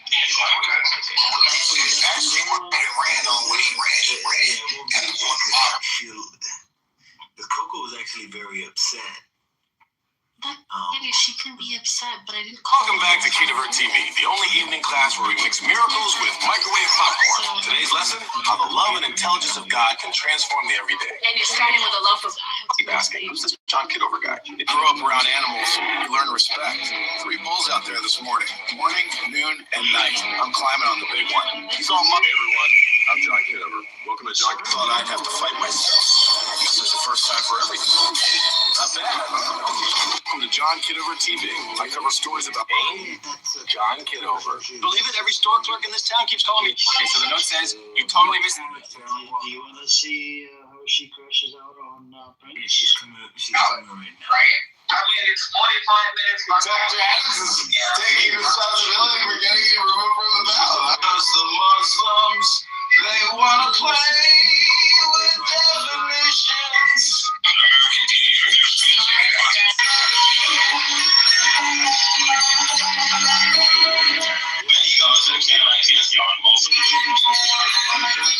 Or a magic. Let's go AW.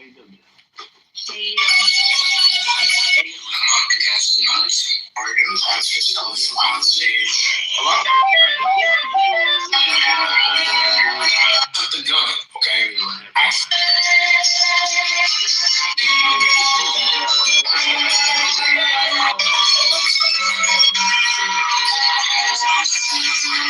More Saudi Arabians in Iraq than I did in Iraq. What he did was, basically they went on the themselves, and they really don't have any grounds.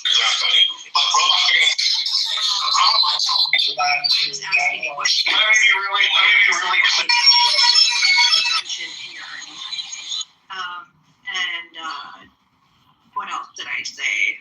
I don't know. I just was asking questions. I didn't take any stance. In majority of their conversation, I was quiet. And then at the end, she had blocked Zephyr. Did she block you too, Dave? No. Okay. Did she unadd you? I just met her yesterday. I never had her added. Okay, well, I guess she unadded Zephyr and blocked him. And I looked down at my phone and I clicked her profile and I realized she had unadded me too. And I was like, that's weird. Yeah, but how can you tell if somebody blocked you if y'all are in the same room? I'm not sure.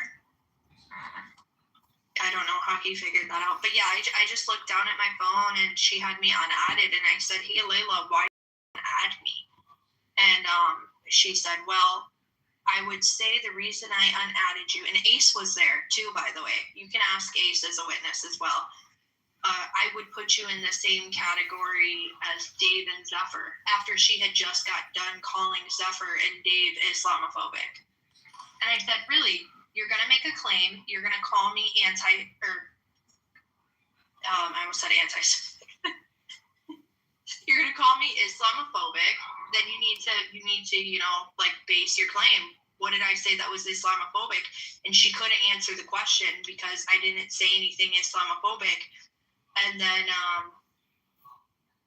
basically she she was just like, oh well, you know, you don't understand this and that, and it's like clearly conversation. I don't know how me asking questions to understand the conversation and debate that you guys are having is me defending anyone, but it's not. And that's also not me being Islamophobic. And then she attacked my identity, or one of her friends, one of the guys that she was agreeing with was attacking my identity. She thought that was funny. So I told her, I was like, you're being dishonest right now. I took screenshots of us going back and forth after the fact of the chat. She didn't write in the chat that when she like grouped me in with Dave and Zephyr being Islamophobic, she said that on the stage. But I took screenshots of like us going back and forth and me telling her you can't make claims like that. And you basically just telling her to do better. She's being dishonest and you just treated me wrong. But I doubt that. I watched her live multiple times in that room. So I doubt that she's going to own up to it. She's just dishonest. It's weird. Yeah, but I don't know if she can't tell black people apart because the people I wasn't even talking. It was Pusha and Zephyr that were talking to her. So I don't know if I got into it because she heard a black voice and she thought, well, it's him. But it wasn't even me talking to her, so. I bring her in. Let's see if she comes. Yeah, let's bring her because she has to get better, man. She can't keep living like this. I don't know, bro. I put that fresh SARM. As for anybody in the space, if you guys want to see Iranian chick, she's a Zionist, Iranian, Islamophobic, racist, Persian Jew. What did you put there? Just check it out. Somebody sent me a link on Telegram. It's on the YouTube now. If you guys want to check it out, she crashes out on on Prince.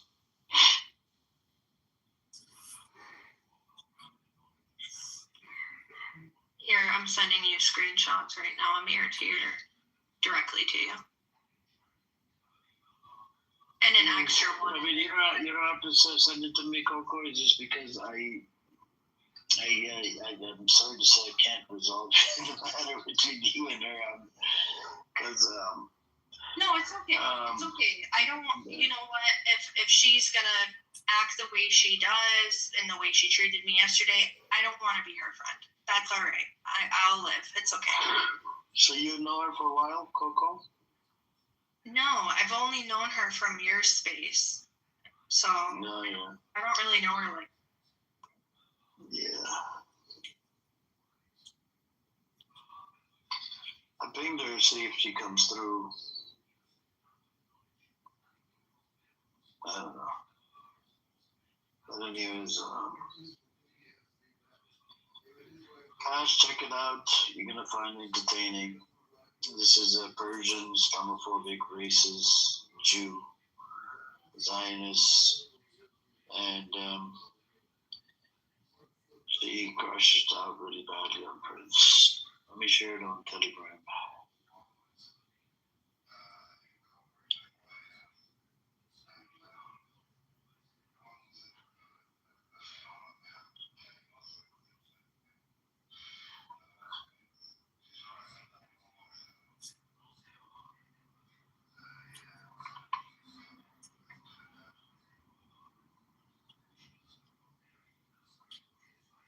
So she called you Islamophobe in the chat. She called me Islamophobic on the stage, but I just sent you screenshots of her, like me and her going back and forth after the fact. Because she couldn't back up her claim. I said, okay, what did I say that was Islamophobic?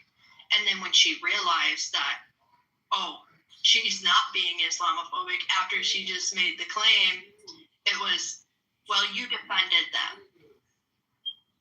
Okay, now you're changing your narrative here. You can't just, you know what I mean? Like,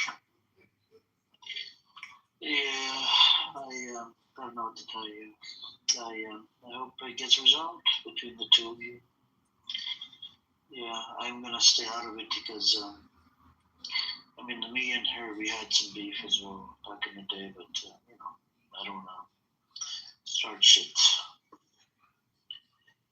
Let me share it. So Sam Rosen, did he get roasted, Coco? Did he start crying again? No. He left the room before everybody watched the clip. Wait, where did you post it? In a room with him? You want Sam Rosen? Let me give it to you. No, I saw it. Sailor posted it in a room before, but I'm asking, like, Coco, where'd you post it? Because you said you left the room. Majority of the people that were in that room are all in a group chat with me, and I sent it to them to the group. No, but I'm saying you said he left the room. What room was it? Room. The one I was just in. Oh, and then he was in there, and then he left before they watched it? Mm-hmm. Oh, shit. I was kind of hoping somebody in the other group chat, after they all watched it, would come drop it in the chat and be like, "Hey, Sam, is this you?" Oh, I thought he left because, like, someone announced that, yeah, we're watching it. No, unfortunately.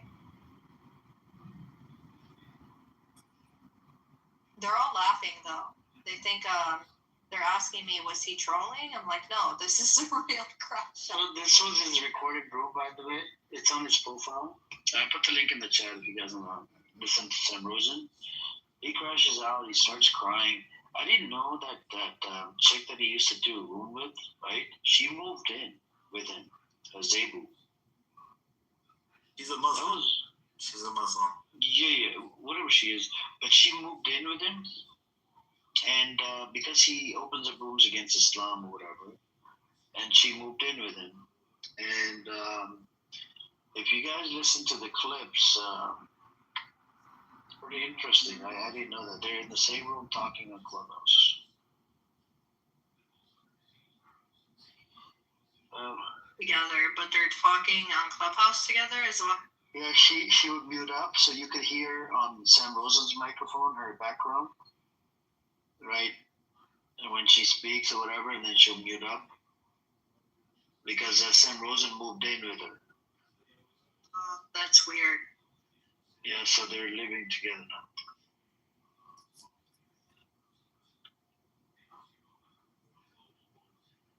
Yeah, I guess he's not working anymore.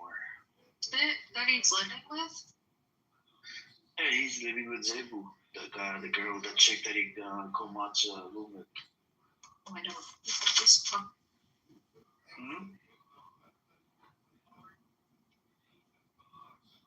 What did you say? I don't know her. I don't know. But you know Sam Rosen, right? The guy that cried in the video? Yeah. Yeah, that guy, it's his partner. He co-mods with him. And yeah, apparently he took a flight over there, moved in with her. It's interesting. You know. But Soren, did you check it out? You see how she crashed out? It was so funny. Can you play it for the... You guys want to listen to it? The Roya? No, Sam's crash out. I haven't heard Roya's crash. People. You want to listen to it as well, Paya? Yeah, why not? You haven't heard Zionist Jew cry on this app? No, but I watched the video you posted for, what's her name, Roya. Oh, you watched it? Did she crash out, right? Did you enjoy it? Yeah, it was crazy. Didn't say anything. She's racist, man. And then She's she's fucking like, I have racist. standards. Oh my God. When she's being racist, it doesn't matter, right? Every single curse in the Iranian language and the Farsi language, and then she's like, I have standards. No, but if she curses out, it's no problem, right? I mean, if she's being racist towards the Arabs, it's no problem. But when a prince comes off the mic and is being racist towards the Jews, she has a problem. Hypocrite. Yeah. Oh my God, we got a Persian lawyer in here.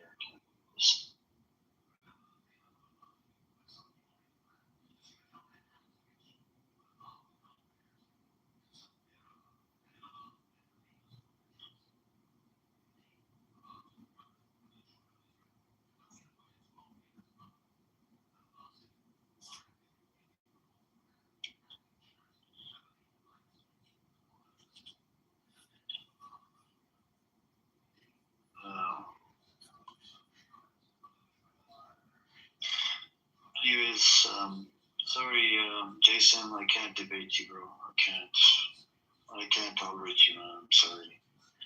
I debated a brand new Zionist Jew yesterday, Israeli. They came in here. Same talking points. Same fucking talking points. So, Amir, where do you stand politically? Are you politically organized, active? Politically, to be honest with you, I don't really. I'm just spreading awareness. That's all I'm doing, bro. I'm not really involved in the, I mean, I've done a couple of things here and there, but I can't mention too much because there's Zionists that actually want me off this fucking app. You see what I'm saying? So there's always somebody. You see that guy all the way at the bottom with the flower picture, the red flower? Do you see it? Do you see it with the anonymous account? No, I can't see an anonymous account. I don't have No. When you refresh it, look all the way at the bottom. You see that? Yeah. That Anon, that son of a bitch, is John Kitover. And John Kitover, all he does is streams my fucking room to his rooms, and then from his rooms to fucking YouTube. So I can't say, and he's a Zionist scumbag. I can't say much. He's connected to Norm and a whole bunch of other psychopaths. They're waiting for me to say something private about my life where they can come and, do what they have to do.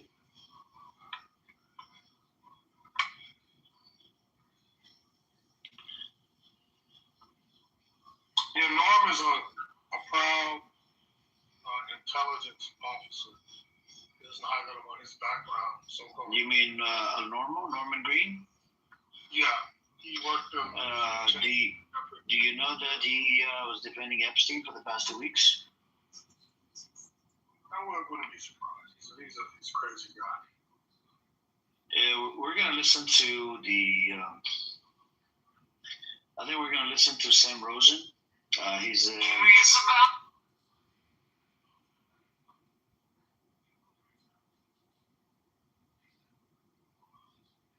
You're on mute. Maybe we got a phone call.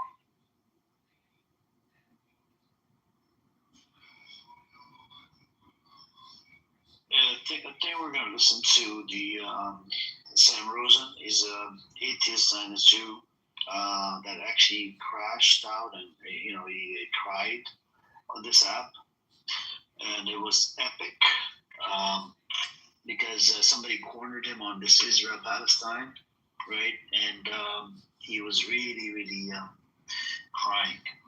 So let's listen to it. All right, Shilki.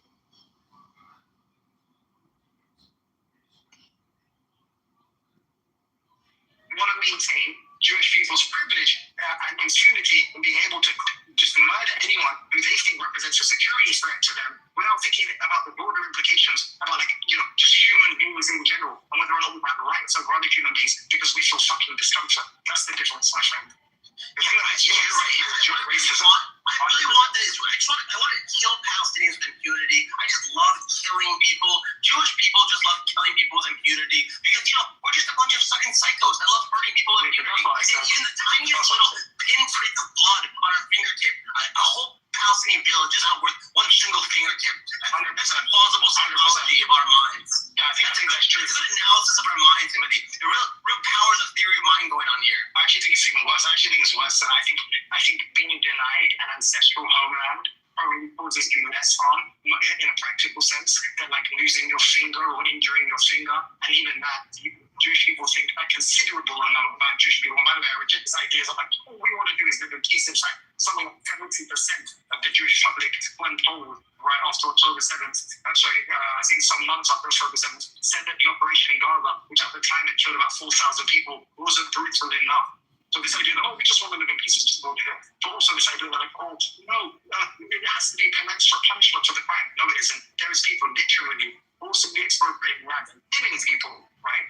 Because they live on land that they believe was, that Jewish people are entitled to because of some fucking fairy tales. Because someone shared their last name in the brothers. Okay, but this bullshit, they're trying to hyperbolize what I just said. It's ridiculous. That is just the state of play. And the only reason that upsets you, that people point out, is because you don't think Palestinians and Jewish people are equal. That's it. It's obviously, and that is the fundamental problem and the root of all dysfunction. Jewish people Zionists do not value Palestinians' lives. And then, to be honest, and any non-Jewish life. That's the open. Yeah, you're right. The Jews just don't care about the lives of non-Jews, and that's why they kicked out 109 countries, and that's why it was right for Hitler to come up and say, get out of our economy and stop meddling with our banking and stop fiddling with our culture, and you're making the culture too effeminate and actually just hey, you're right. It's so bad. Stop. This is so bad. You guys just stop bringing up this topic with me. Fucking stop. Hey, maybe you should get off the internet, Sam. Maybe you should get off the internet for a while because you're just being a fucking cringe lord.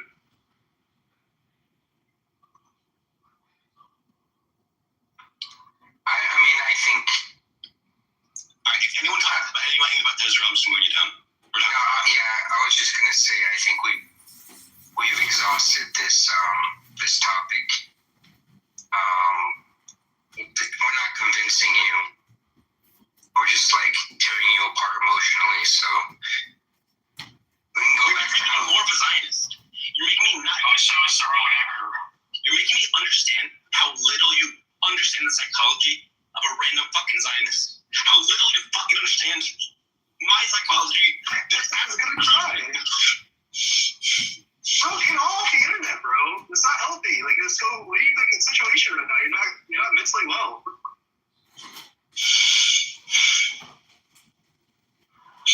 I think that it would be very nice if the Israelis could live in peace with their neighbors and they didn't kill them, try to kill them. I want the settlers out of the West Bank. I want the Gazans to live in peace in Gaza.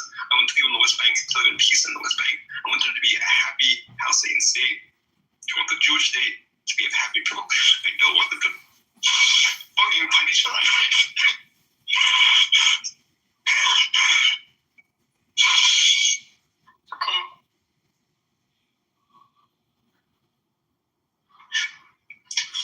I really want you in the world to stop trying to slaughter Jews. I want you to just, when you have the idea of I want to slaughter a Jew, I want you to say, I don't want to do that. I want you to put your fucking gun down and not do and think of another way to settle the problem. That's what I would like you to do. I don't think that you think, the way we can solve this problem is to slaughter Jews in mass. And I don't think that is a nice thing to say. I don't think that is wise.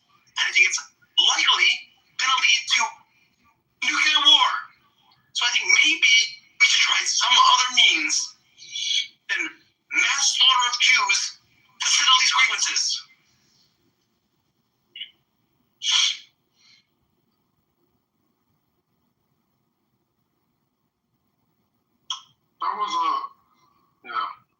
That's a normal human reaction to all of this madness. He's basically, revealing his humanity. Inside, he's completely torn. But he's only crying for the Jews. He's not crying for the Palestinians. It would have been normal if he did that shit. And he said, put down the weapons. Yeah, but did you hear what he said? He said, put down the weapons. There's got to be a different way for the, don't stop killing you. The problem is, hang on a second, hang on a second. The problem with that is he was crying for his own people, not for the Palestinians that have been butchered and slaughtered, over 70,000, over 20,000 children, right? And this is a big problem we have. It's like selfishness, and he lives in America. He hasn't been to Israel. The selfishness cuts both ways. Yeah, but who's killing who? The Jews that live on that land, they're the ones that are killing. Yeah, but Luan, it's not both ways. The Jews living on that land are killing Palestinians. It's a fact. They have the right to resist according to international law. It's not anti-Semitic. No, it's denying that. Yeah, so if they're killing... Okay, you know what? You got it. Go on. What you're saying. Go on, what you're saying. So what I was trying to express had nothing to do with what he said, his justification. It's the reality of the actual suffering that all humans are going through in this process. That even the Israeli people, despite how twisted and sadistic and fucked a lot of their messaging is, you can see the suffering with them. You can see how they're being exploited and how they're being mind fucked. And you see damaged human beings. It's not normal. It's not healthy. That's the only point that I'm just trying to make. Is that is a damaged human being. A victim of war, a victim of oppression, a victim of exploitation, and one who cannot make sense of their reality and is struggling to function in the world. That is the result of what's going on in that region. That's all I'm saying. That's it. All right. I hear you. But the reality on the ground is it's only one party that's murdering and slaughtering the Palestinians. It's only one party that's occupying the other party. It's only one party that has this apartheid system set up. It's only one party that has 920 checkpoints in the West Bank that controls every aspect, every movement of their life. It's only one party that they can't even freaking collect rainwater inside the West Bank, right? And when you look into it more and more, the blockade, the last blockade they had for over 10 years, they wouldn't even allow pasta or noodles or chips or potato chips or whatnot into Gaza. And they were doing calorie counts on people, right? And back in 1980s and 90s, I talked about this earlier, if you were to leave Gaza for over 2 months or 3 months, and you're from Gaza, you're not allowed to return back home. You lose your residency. They could not go past 5 or 7 miles on water. Who's controlling it? Because it's occupied by Israel. And the airspace controlled by Israel. The border crossings controlled by Israel. So if you look into all of this, it's controlled by the Zionist Jews that live on that land. I wish I could say something, different, but it's impossible. That's the reality on the ground. And it's only one party that's doing the fuck up thing. So, I see next to you says, Fawad, they have free Congo, free Sudan. You say it's one party doing the thing. Is it that same party doing this in Congo and Sudan? Yes, sir. Yes, it is. In Sudan, the RSF they found a whole bunch of weaponry in the hands of RSF that have Israeli and American serial numbers on it. UAE is involved in Sudan with RSF that has butchered and slaughtered over 200,000 people. Over 10 million people have been displaced in Sudan.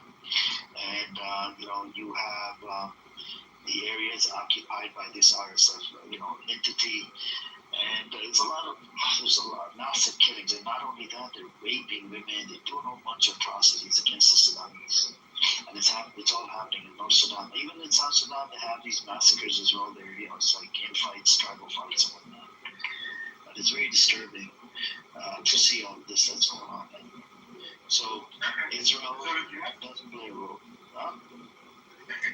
You said it plays a role.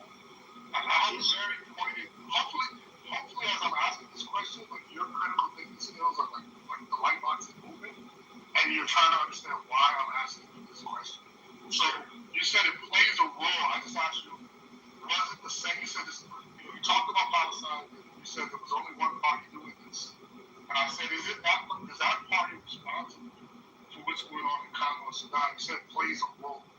My point is to get you to wake up and see that these things are happening all over the world, not just in one place. And let's say you remove this, like, I want to know who you identify as the enemy. Because if you remove the one party you're talking about,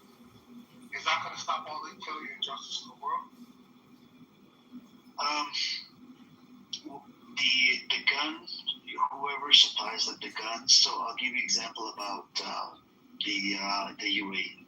Okay, the UN. UN actually came up with a report when approached the Congress to do arms embargo on UAE, but US still hasn't fucking done arms embargo on the UAE. Right? It's very problematic. Now, arms do play a role in killing people. Like, if you imagine this, right? If you were to kill people, right, using a knife versus fucking, with a gun, minimum holds about 10, 12, 15 rounds, right? Versus a knife, you can only stab so many people until you probably get a stab back, right? So a gun does play a role, though. You see what I'm saying? Supplying weaponry, that's a big thing, man. And the automatic guns, oh my God, that could kill lots of people. So who's the source of this party you're talking about? You said one party. Who is this one party? America, Israel, and then there's I think one or two more countries that play a role in Sudan as well. I think it was China. I'm gonna have to look it up, the exact names. But the major parties playing a role is and American weaponry is going to the UAE, from UAE to in the hands of RSF. Israel has direct link to the fucking RSF in Sudan. And if so, what is the solution to your problem? You just mentioned China, America, Israel. How is the problem solved? The problem needs to solve is people need to get together and rise up against the terrorist criminals that are committing atrocities, right? It needs to happen from within, and outside entities that have to stop giving these criminals fucking weapons. And that's the only way we see it, to get rid of them, right? And same thing with Israel. Israel needs to be isolated. The people need to put sanctions on Israel to be able to stop this genocide that's going on over there in Sudan, in Gaza. And so Sudanese genocide, they have to stop supplying the weapons from the UAE, Israel, and whoever's funding the weaponry, because UAE has fucking interest on the gold and the sea. What do you expect from UAE? They're disgusting, man. Human beings. The fucking leadership of UAE.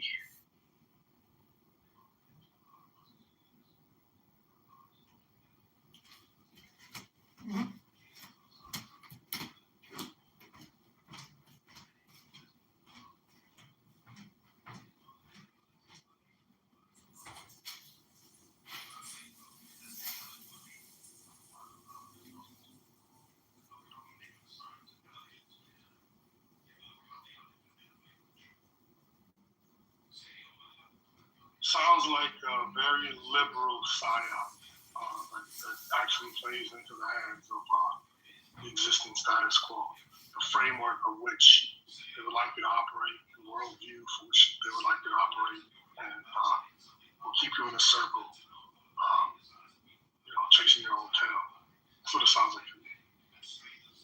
I don't know. What's your solution to this situation in Sudan, in Congo, and in Gaza, and the West Bank? There's a slow burn genocide that they started doing in the West Bank as well. Not to mention, in spite of the fucking truce in Lebanon, since November they have killed over 500. Syria, on the border of Lebanon and Israel, they have a area that they have occupied for a long time. It's called Sheba Farms. Golan Heights is located in Syria, which is occupied by Israel as well. And they're taking over more land in Syria, and they've killed some people in Syria as well. And they, in spite of the ceasefire with Gaza, they've killed over 500 people as well. The West Bank, they're controlling a lot of shit to where the stuff is not getting at the stores on time and stuff. On purpose, and they're trying to, and they're taking over more land. They're building more settlements illegally because it's an occupied territory, man. I think you would have to not only just raise the consciousness of your own victimized people, of your own, whatever you identify as, but you will have to start to raise the consciousness of people within the states that are engaging in this activity. See them as human beings and a pathway to develop some type of allyship with them. I think, it was disingenuous what he was saying, but one thing that he did say, he was like, we have to find another way to find a solution to the problem. And I think that statement in and of itself is something we all need to reflect upon. Have we thought about another way? And so I see the people of Israel as actually victims too, as actually victims of oppression, victims of propaganda. They're being illegally occupied. Their minds are being illegally occupied. And they're pushed into this hysterical state. And if you were to work with them from the inside, which is really hard, but international solidarity, and create a kind of framework in which they would be allies with you in finding a solution, you'll fall out of the trap which has been laid before you, which is either or, one side versus the other, and you'll transcend that and possibly move towards actual revolutionary change. Alison, I send you an invite, brother. If you want to come up, you're welcome to come on up. Check your profile. The thing is, they've tried a lot of shit. They've even taken Israel to court for the occupation, but nothing has worked. All right. I don't know if you know about the Nakba. It means catastrophe that happened. Right. This is how the state called Israel was established, and they've taken over more land. And what they do is every so often they will release these terrorist mofos on the West Bank. They will terrorize the fuck out of the Palestinians. And that's where they have the apartheid system. Two sets of laws for two groups of people. One for the Palestinians, which are under military rule, and then the Israeli settlers, right, the disgusting settlers, they're under the civil law, or Israeli law. And they terrorize the fuck out of the Palestinians all the time. And inside Israel, there's a very small number of people that are anti-Zionist. It's not a big number. It's like less than less than 100,000 or maybe 200,000. The population of Jews that live inside Israel is about 8 million. And then you have 2 million that are, Palestinians. They're, Palestinian Arab Muslims or Christians. So you have, and they always try to, control these demographics. They don't want, and right now there's even an epidemic that's going on inside Israel in Arab areas, Palestinian areas, where there's a lot of killings that are going on. Some of these people are killing each other. There's like mass casualty number inside Israel. They've killed over 100, 200 people, and Israel doesn't even spend time or waste any money or spend any money. Their areas are understaffed. They discriminate against the Arabs, and they don't even, look for who the terrorist, who the criminal was. This and that. This is how bad the thing is inside Israel, especially in the Arab towns. So, and then I'll give you some surveys. By 2025, 82% of Israeli Jews, they wanted to expel Arabs, Palestinians out of Gaza. 56% of Israeli Jews, they wanted to kick Arabs out of Israel. 46% of them, they wanted everything, Israeli Jews, they wanted to destroy everything in Gaza, like every little thing. And then the discrimination rate back in 2015, there was a survey done. 72% of Arabs, Palestinians that live inside Israel, they face discrimination. 2016, it was at 2016, there was another survey that happened inside Israel. Is it by Israeli Jews or by Pew Research? And 48% of them, they wanted to kick Arabs out of that land. Back in 2022, you have the discrimination rate at about 40% against Arabs. And after the 7th of October, the discrimination rate has gone up the roof inside Israel. So, And not to mention even the Ethiopian Jews and the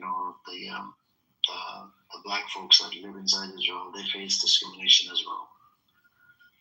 So it's a society, man. It needs to be just like what had to happen with the Nazis and people that they had to be re-educated. That you're not this, you're not this and that. I think a lot of these people, they need to be re-educated, and I don't know who's going to do it. And Zionism is a fucking disease to the Middle East. Otherwise, the whole Middle East is going to go up in flames. We have a Palestine here. He lives in the West Bank. He can tell you more about it. Hey, what's up, Palestine? Salam alaikum, man.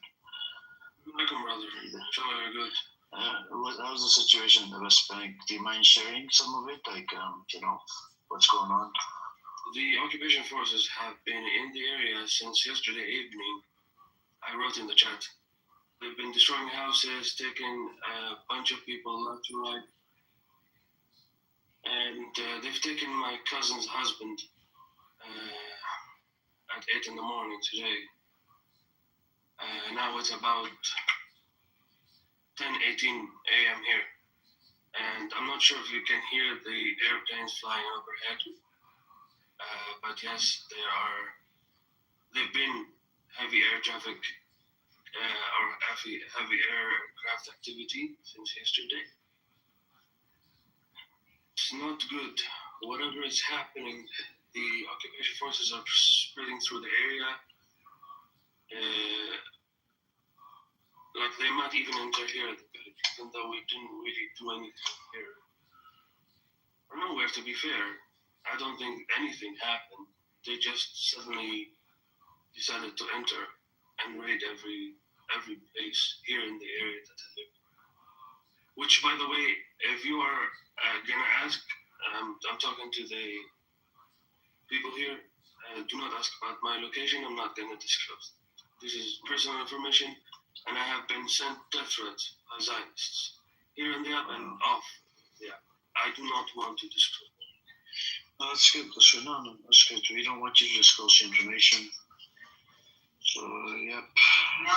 Can I ask some questions? Like critical questions? Sure, go on. You gotta go on. So, how is the East Bank doing? How are people doing over there? I heard things are going pretty smooth and cool over there. People kind of enjoying their life, living their best life in the East Bank. Yeah, well, I don't know what to tell you, to be fair. I don't even think that there is anything to be said about that. You literally summed it up yourself.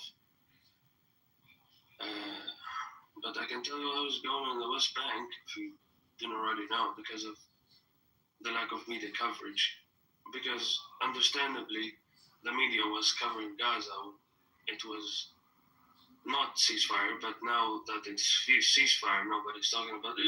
By the way, the ceasefire is like, pardon my French, bullshit.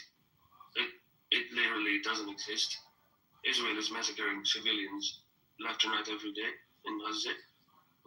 So that doesn't exist. The ceasefire doesn't exist. As for the West Bank, raids every day, people dead also every day, pretty much. Houses are being demolished left and right. Even though yesterday, or like, I'm not sure when the decision came out, but there was a house that was threatened with demolition, but there was a formal decision that reversed that demolition, but they went ahead and demolished it anyways today in the morning. So, I mean, that's a little bits and pieces of what's happening here. My cousin was taken last week. He was released, but he was taken at 1 in the morning. He was released at 3 in the afternoon next day. Didn't sleep the whole period of his detention. He did not sleep. He was blindfolded. He was tied up. He had a surgery before that, so it was worse for him. So yeah, that's just little bits and pieces. I know I'm saying random things right now, but like If you want to know specific things, then ask and I will try my best to answer you. How are the people on the East Bank any different from average Israeli citizens? They don't actively participate in the airstrikes, I guess. I don't know what you want me to tell you, bro. I don't really know what to tell you. Like, they don't actively participate in the airstrike, in the genocide. Not at least with Are you talking about East or are you talking about He's West talking Bank? about Jordan. He's talking about Jordan. Oh, you're talking about Jordan, okay. Yeah, Jordan, they can move freely. They don't have 920 checkpoints. It's not an apartheid system. People are treated equally, right? Versus people are treated freaking with apartheid system. Two sets of laws, right, for two groups of people. 920 checkpoints. Since 7th of October, they've installed about 1,000 gates to villages and towns in the West Bank. What you call it? They open the gates for like 2 hours, 3 hours. Once you're in, or once you get, let's say you go out to leave, buy some groceries, and they'll close the gate in the middle of nowhere, and they will just close it within 2 hours. And by the time you reach, you have to find a detour to get into that area, into the village or town or whatever, right? The West Bank, the Area A is about 18%, Area B is 22%, Area C is 60%. Palestinians in the West Bank, they live on less than 40% of the land.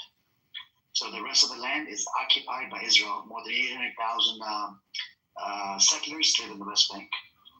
And some of these people are fucking pedos as well. Most of them, actually. I don't know what to tell you. And they have weaponry and whatever. And if a Palestinian gets hold of a weapon, oh my God, he's going away for a long time. Either that or he's dead.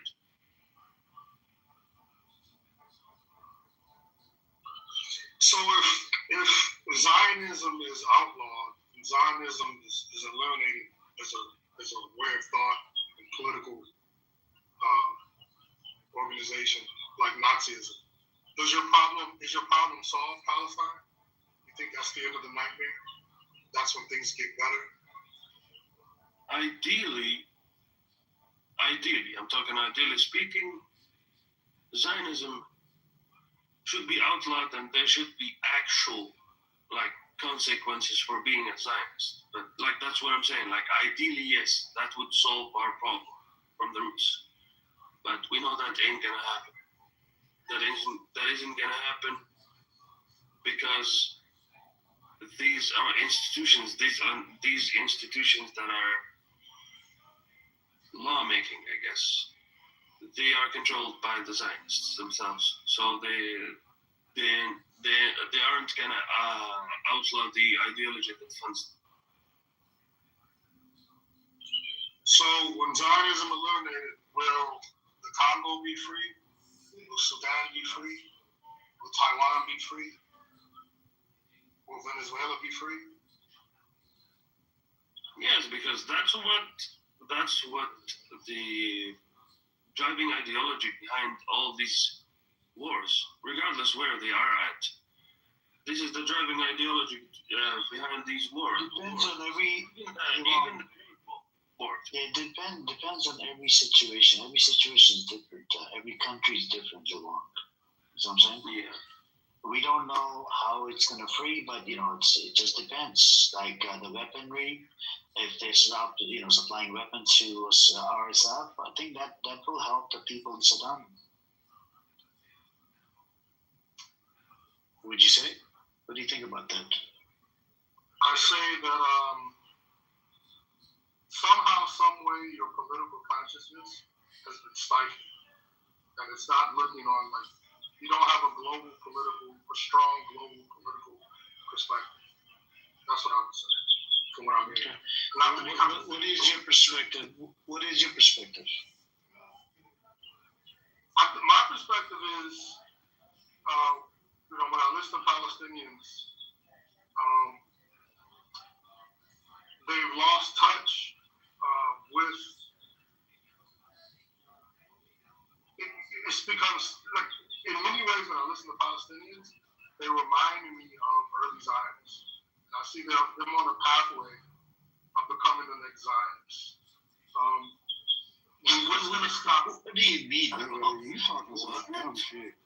How are you talking about? What's going to stop the Palestinians from becoming the next ethno state that is completely under the dominance? What in my words did you just interpret as that? Hang on a second. I actually want to know your position, Lewon. Do you believe Israel has a right to exist by ethnically cleansing Palestinians? We're talking about the entity, not the people. The entity. No. Okay. Now, what gave you this idea about that they could become the next Zionists? You mean if they're claiming to be Palestinians, that could be a problematic? Is that what you're saying? Because I see the Palestinian movement, the leadership, being completely silent. When I listen to Palestinians in spaces like Clubhouse, they always push forward a very superficial framework in which they find liberation somehow echoing and parroting the language of neoliberalism. And essentially, we just want our land for our people. We want to protect our people, get our territory, and do what's right best for us. And a very narrow, limited consciousness of where they fit in the world struggle. So I could foresee them getting their land, getting their nation state, getting the rubber stamp of approval from the United States, and literally becoming the new Israel for Arab people in that region. If you have an entire middle class group of Palestinians living peacefully in the East Bank, they're not protesting, they're not fighting, they're not organizing.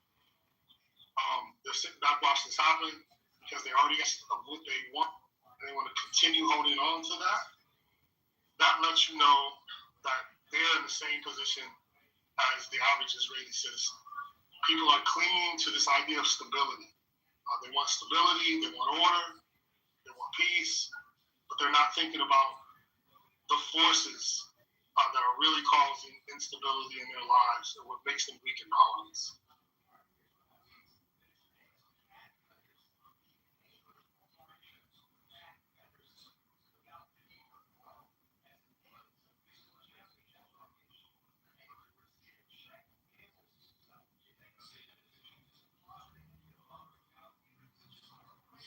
But Lee, can they protest in Jordan though? Can they protest in are they allowed to protest, Lee? I think the brother Palestine, I think he gets what I'm alluding to, that there's a level of complicity. I'm talking, but there's a complicit element to what's taking place in East Palestine.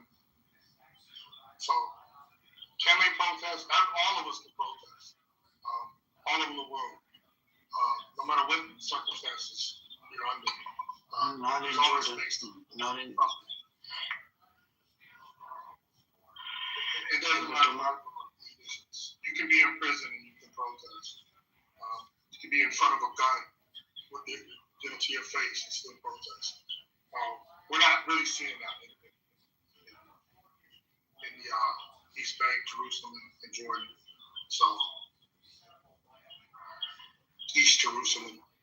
Seeing people who live really good, and you're seeing the Arab leadership. They want to be under the security umbrella of the United States. They want their own democratic Arab state. They don't have. But they don't have this freedom of speech and stuff in the Arab nations, by the way. A lot of times you can't protest. You should look into the laws. Every country is different. In Egypt, you can't even wave a Palestinian flag. All right?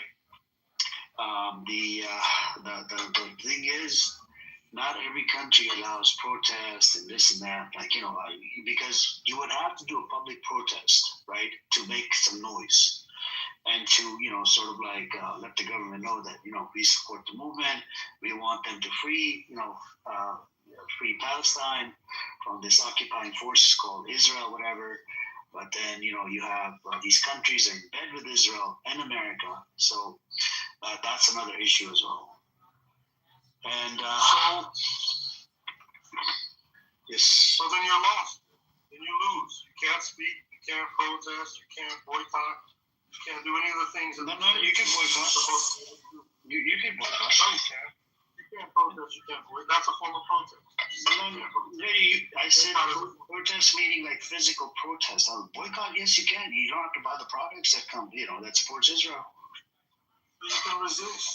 That's my whole point. You can resist. The people in Palestine, East Palestine, are not resisting in large. They are not. They are not. Yeah, but they're not all Palestinians in Jordan, by the way. It's only half of them are Palestinians. The rest of them are Jordanians. You see, there's a difference here, Levon. Not all of them are Palestinians in Jordan. But do you know how? But do you know how it was taken over by Israel, the West Bank? I mean, slowly, incrementally, they moved in and just kept expanding the territory. No, they took over after they won the so-called war in 1967. They took over the West Bank. You see what I'm saying? And it was under Jordanian control, the West Bank. And the war was started by Israel. Well, you're not going to get it back from the people. You're not going to get it back. You're not going to get it back by boycotting the people that did it. You're going to have to fight them. And you're going to need allies to do that.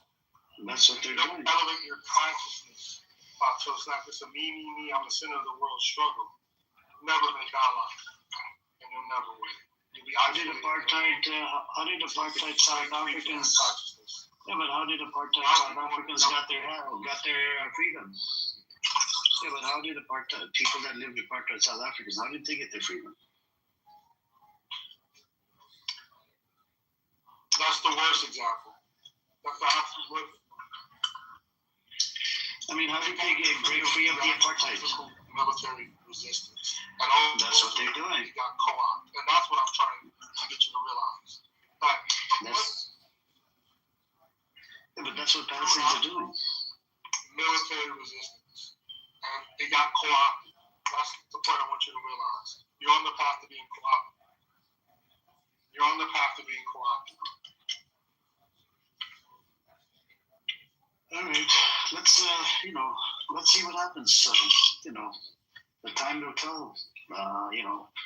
What they're doing and what 7th of October did. It woke up the whole world. A lot of people, even if you look at just this app, a lot of people were pro-Israel right after 7th of October. They changed. Some of the people even became pro-Hamas. Forget them. The Jewish kids. There was a survey that was done in America. 30 to 40% of Jewish teens, they actually became pro-Pali and pro-Hamas. That was some crazy shit. Yep. And the 7th of October, it opened up the eyes, like, for the whole world. Look at all their true colors start coming out, all the countries. Who's what, who's doing what, who's a Zionist scumbag, who's not a Zionist, and who's helping the nation, who's not helping the nation. So, yeah.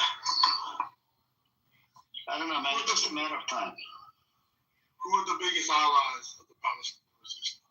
Which nation states are the biggest allies? Qatar. Qatar,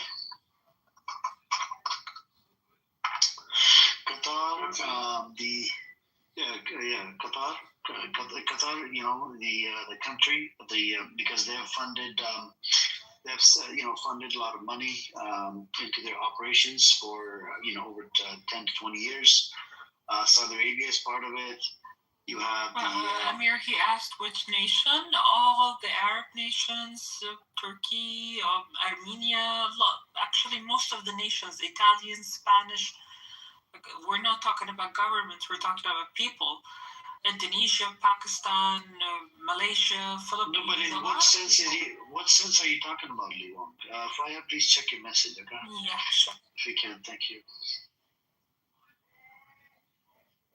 So, in what sense are you talking about? Are you talking about money-wise? Are you talking about like? I was actually speaking about actual formal nation states.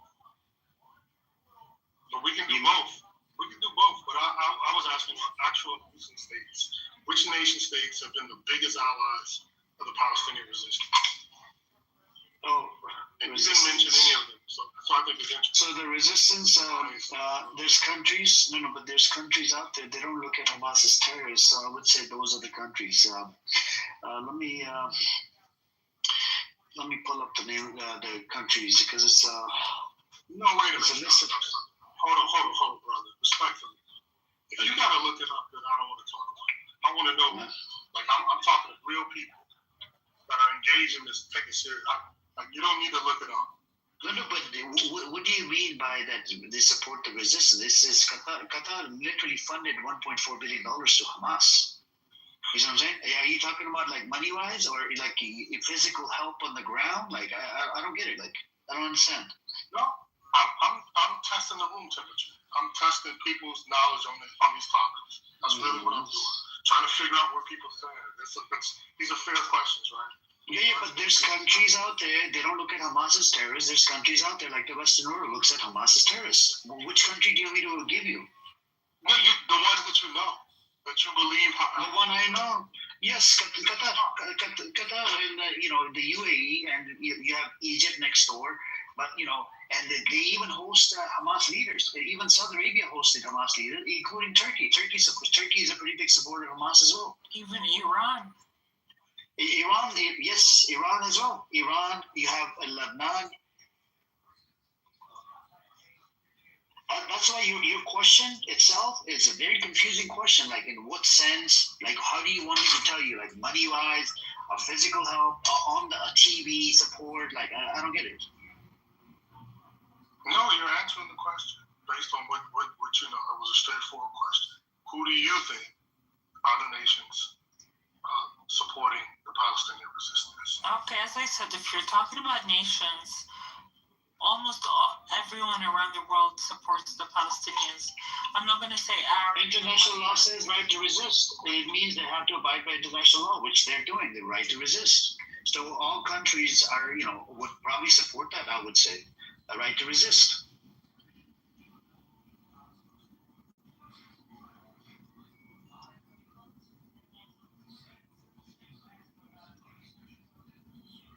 If there are countries, large nations, that have supported Palestinian Liberation Organization, Hamas, funding, training, hosted their leaders, and you didn't mention them. Why would you think you wouldn't? He mentioned already. He answered your question. But he answered your question. Why do you think Luang, he answered your question. Maybe you're not listening, but he did answer your question.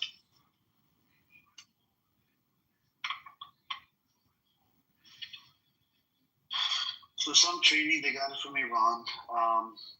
Some training they got it from somewhere else. The weaponry, some of the weapon they buy from IDEA. Some of the weapon it used to come through Egypt through the tunnels, and a lot of the weaponry they make their own as well, like the rockets and whatnot. I don't know, what else do you want to know? And Hamas is a political wing, by the way.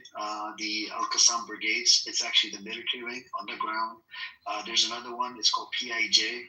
That's another one. You have there's about 2 or 3 more factions out there. And 7th of October, when it happened, it was multiple factions that went inside. Even the civilians went inside. According to Israeli count, it was about 5,000 people. Which nation actually brought all of the factions together to hold a conference to support them in solidarity? Several. Which one? Not one.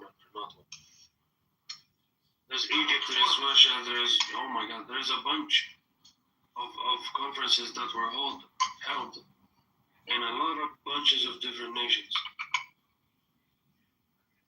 There's, as I said, there's Egypt, there's Russia, there's a lot of, there's Jordan. The first one said Russia. That's one country you said that no one else said.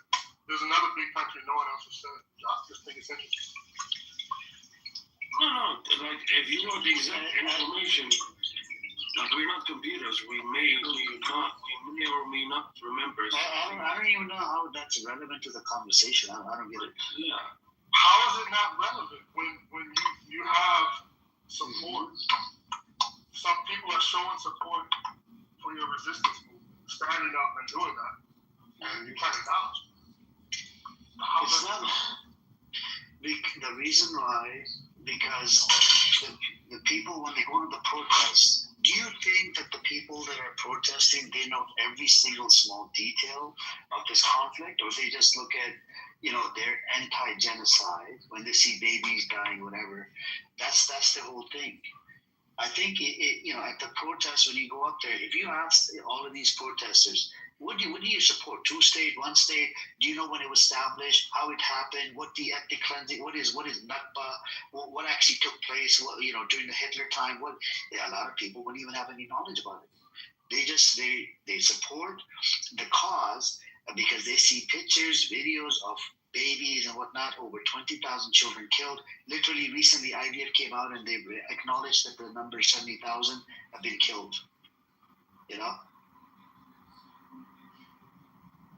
Who's this guy in the audience?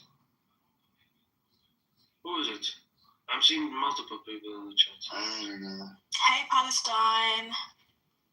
Hey, sister, how are you? I'm good. Alhamdulillah. How are you? Hi, Fire.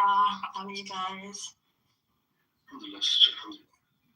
Welcome, Lucy. I hope you're good, inshallah. I'm good, Alhamdulillah. How are you? Good. Sorry, Persian. I can't deal with you today. I told you this. I'm not this room. I cannot debate with you, bro. You're just an idiot. Faya, did you check your messages? I was playing a game of chicken. You check your messages. Can you speak Persian? No, I don't speak Persian. No, I don't speak Persian. This is an English-speaking room. Why? Because Farsi is not the language that people use to communicate. It's not a lingua franca. That's like a very odd question. Why do you not speak Persian? Yeah. Do you speak Japanese? Or do you speak French? Parlez-vous français? We don't speak. You don't speak Farsi? We don't speak Farsi, no. Thank you. And this is not a Persian room, by the way. This is not a Farsi room. It's English room because in this room everybody's welcome from different background. Sorry, man. I can't bring you up, Jason. I'm sorry, man. I can't deal with your. I hate your fucking voice, man. Anyways.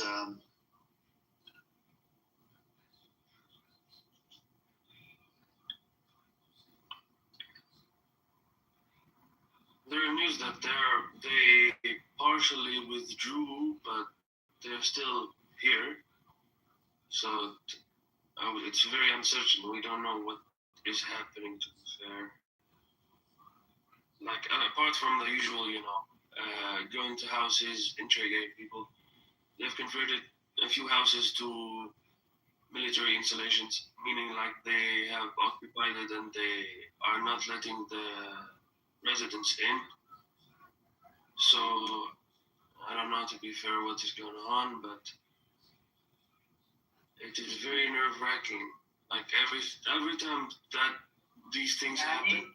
من ریدم تو فلسطین. من ریدم تو سر کله فلسطین. Yeah, brother, we do not speak Persian, goddammit. He was cursing in Farsi. It's okay. Yeah. He's a moron. Ahmaq. So yeah, basically every time that happens, we're on edge. Yeah, I don't know. everyone is basically. Speak a lot of languages, Faya. It's interesting. As a linguist, I applaud you. It's really. Yeah. He knows all the bad words in there. So, Brother Palestine, post October 7th, there were not many conferences. There were only two. And there was only one that brought all of the factions together. Egypt had one, and they brought a couple factions. There was only one nation in the entire world that brought all of the factions together and tried to create a unified agreement with them for liberation for Palestine. Yes, bro. And I guess my question is, what's your point?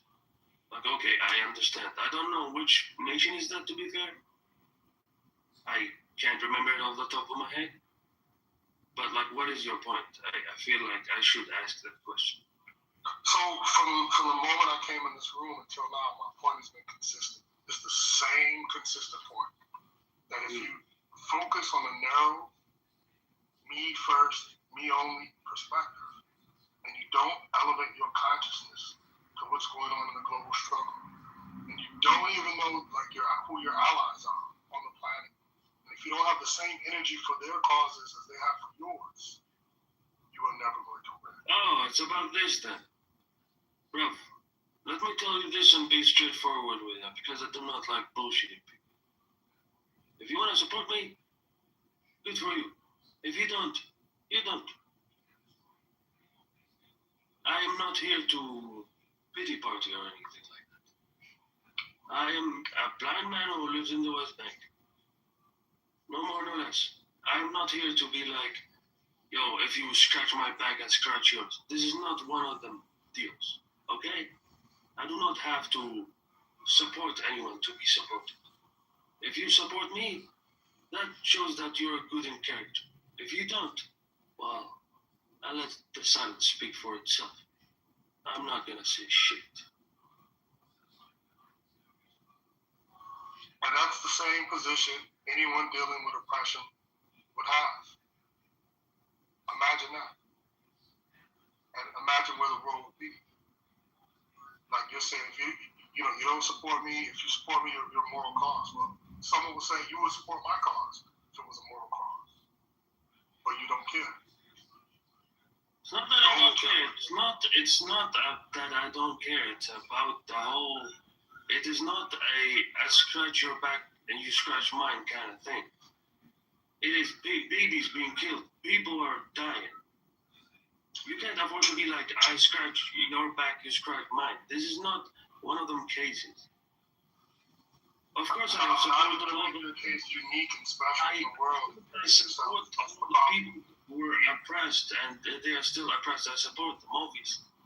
That is out of the question. But you're making it, the way you phrased it, the way you worded it, it sounded to me like it's a transaction. And just because you're supporting me, I must support your cause. That is not how it works, my brother. That is what I wanted to tell you. It's not about me not supporting your cause. It's about, I guess, the way you phrased it, it sounded very transactional and cold. We are human, brother. We're not machines. You understand me, bro? We're not machines. I'm not gonna support you just because you support my cause or whatever it is you think you do. I'm gonna support you because we're both humans, my bro. We bleed red. All of us bleed red. I don't care where you are. I don't care what color you are. We all bleed red, my bro. That way that you worded your statement, I disagree with it 100%. You shouldn't be wording things like that, like this. Oh, if you support my cause, I will support yours. Do you understand where I'm coming from? That's why I'm so passionate about telling you off, because, bro, the way you worded it wasn't fine at all. It wasn't good. It sounded really transactional, cold. We're not some goddamn machines just supporting each other because of common interest. I want all the people of the world to be free. And yes, you might call me kumbaya or whatever, but at least I'm realistic about that. I'm consistent. I have a principled stance against oppression everywhere. You don't have to support my cause just for me to support your cause. There are people who have never even heard of Palestine. Yet, I still want everyone, even the people who have never heard of Palestine, to be free and not oppressed. I do not wish the oppression that I'm going through. I do not wish that on my worst enemy. Let me tell you that. The way you worded things, my brother, was totally shit. I urge you to rethink what you said. I stand firm on it. I see a common problem where it's me first, my cause only, and your cause is invisible, and I don't see the link. Even when you're helping, someone's helping your cause, you're oblivious to their cause. That's what I'm seeing from a lot of Palestinians. That's the truth. As I have said, I'm not going to repeat myself and go on another monologue. If you want to support us, brother, good for you. If you don't, you don't. Nobody's gonna. Nobody's gonna. I'm personally coming from me. I'm not gonna tell you, oh, well, you're bad, or you can do whatever it is you are doing or you want to do. We are adults, for God's sake. We're not children. I'm not gonna just pester you to support. If you don't want to support me, that's your thing. Do it. If you don't want to support me, don't. I don't really give a shit. And that might sound very harsh, but it is true. I'm not gonna cry for you to support me. Oh, I'm the Palestinian, I'm the victim. Anybody who doesn't know that already has no common sense. Let me just tell you that. That's it. But I don't think that, there's a further point to be made, to be fair, because you already made yours. Besides, if you want to support people, Luan, you support them not because you want something in return. You support them because you're a human and you have a conscience. You're not waiting for something to happen, or you're not waiting for a reward.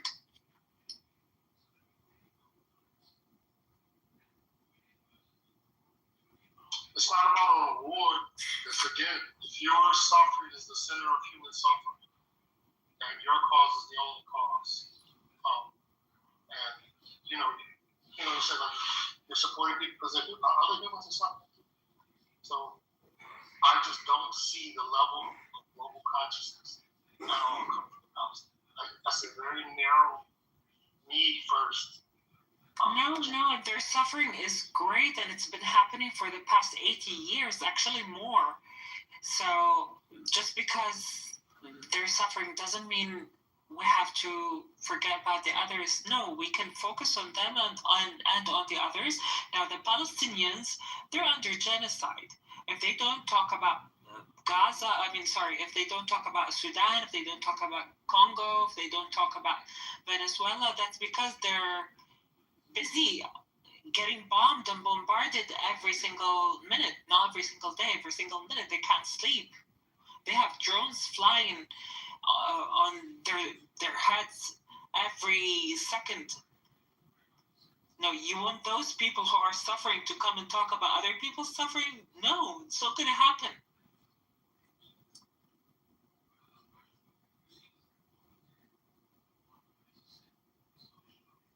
Really, I'm talking about people in these spaces. And for Palestine who's there on the ground,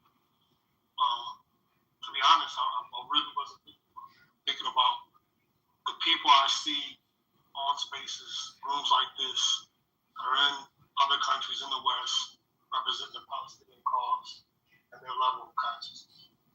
That's what the people I'm engaging with. You're probably But how do you know people don't advocate for these countries the same way they advocate for Palestine? Like, how do you know? Exactly. Like, I'm just so confused. Overgeneralizing. Yeah, I am jealous for what I'm experiencing.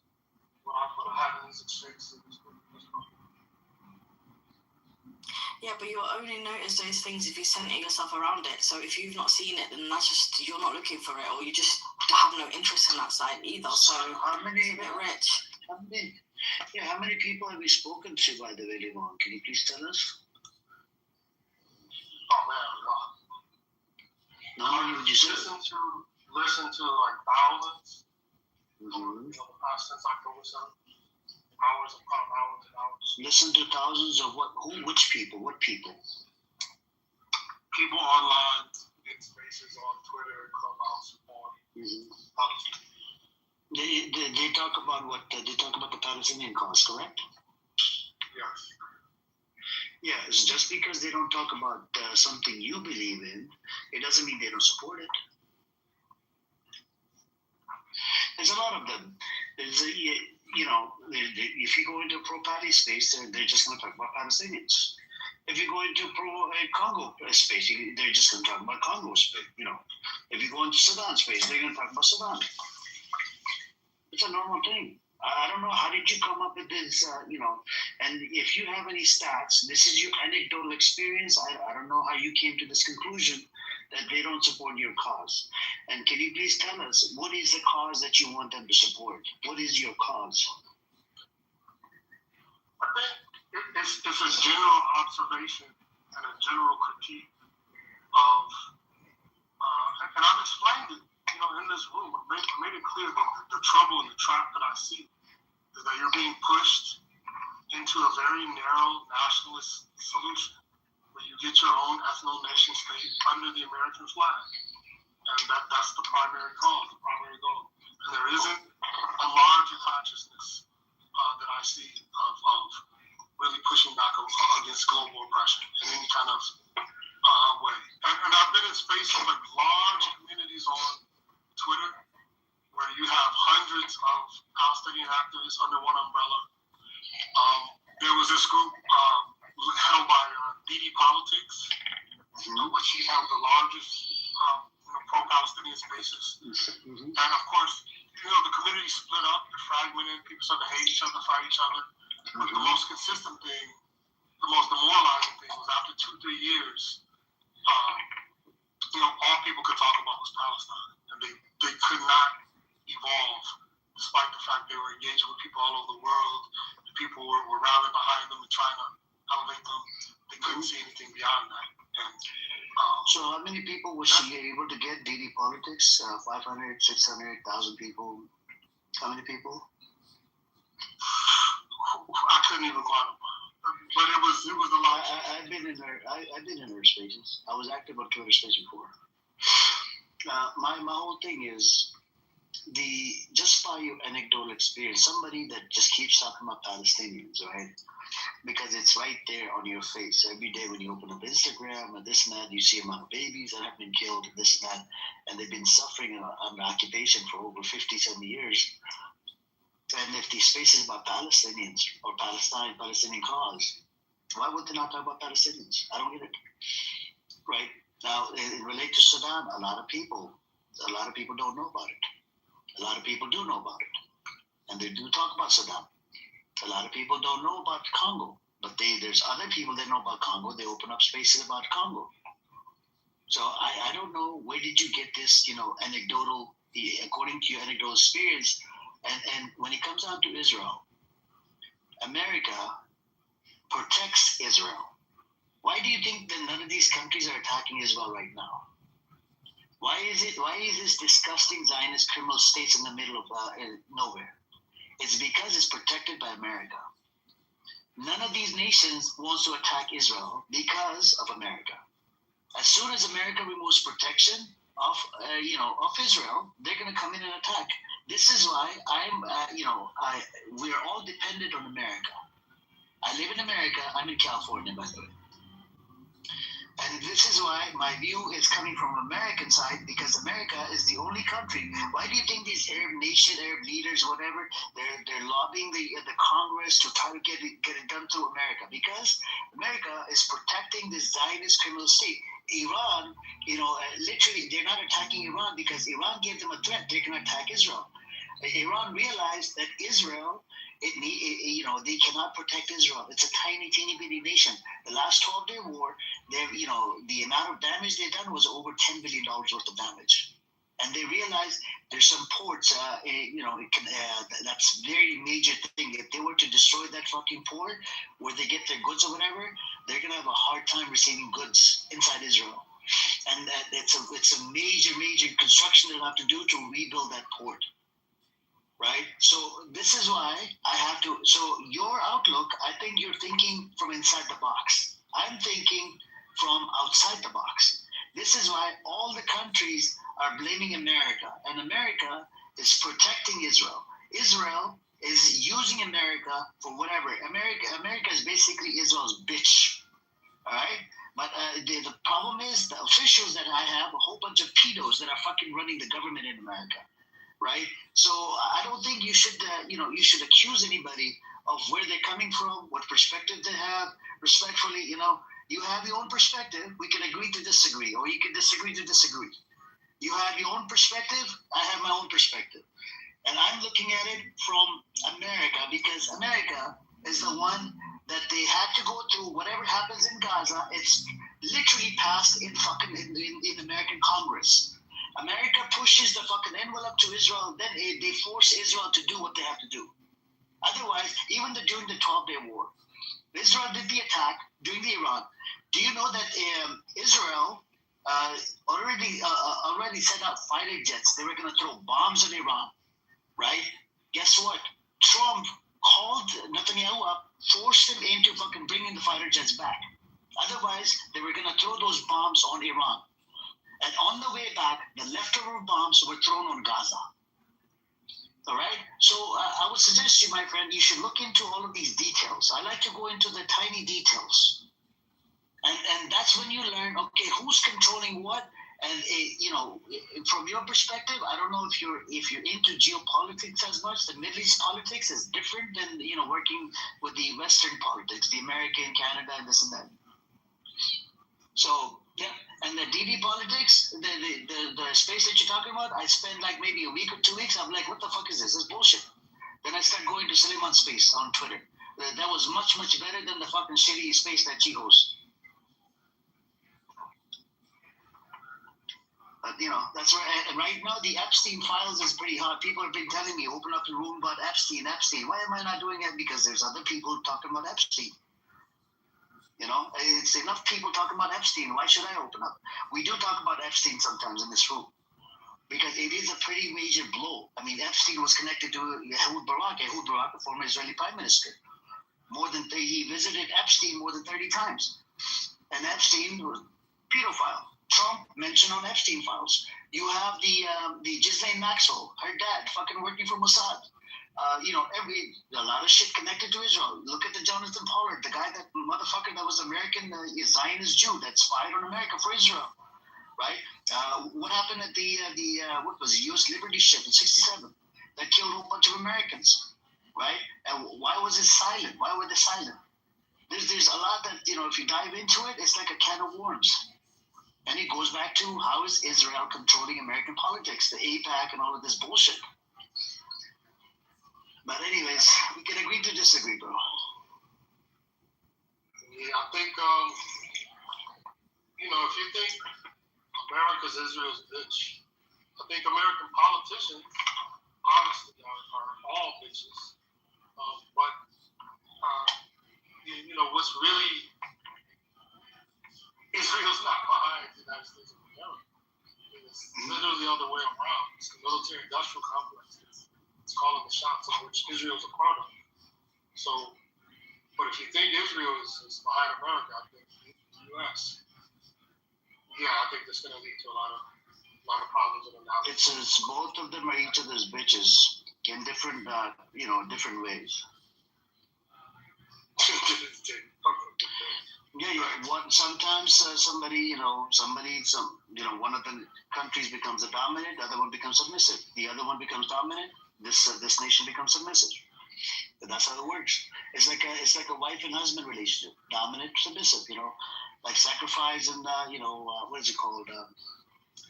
Compromise and sacrifice. Yeah, compromise and sacrifice. That's what they do. Can you believe it? American foreign policy depends on Israeli foreign policy in relation to the Middle East. Isn't that disturbing? To me, I found out about 2-3 weeks ago, I was disturbed by this.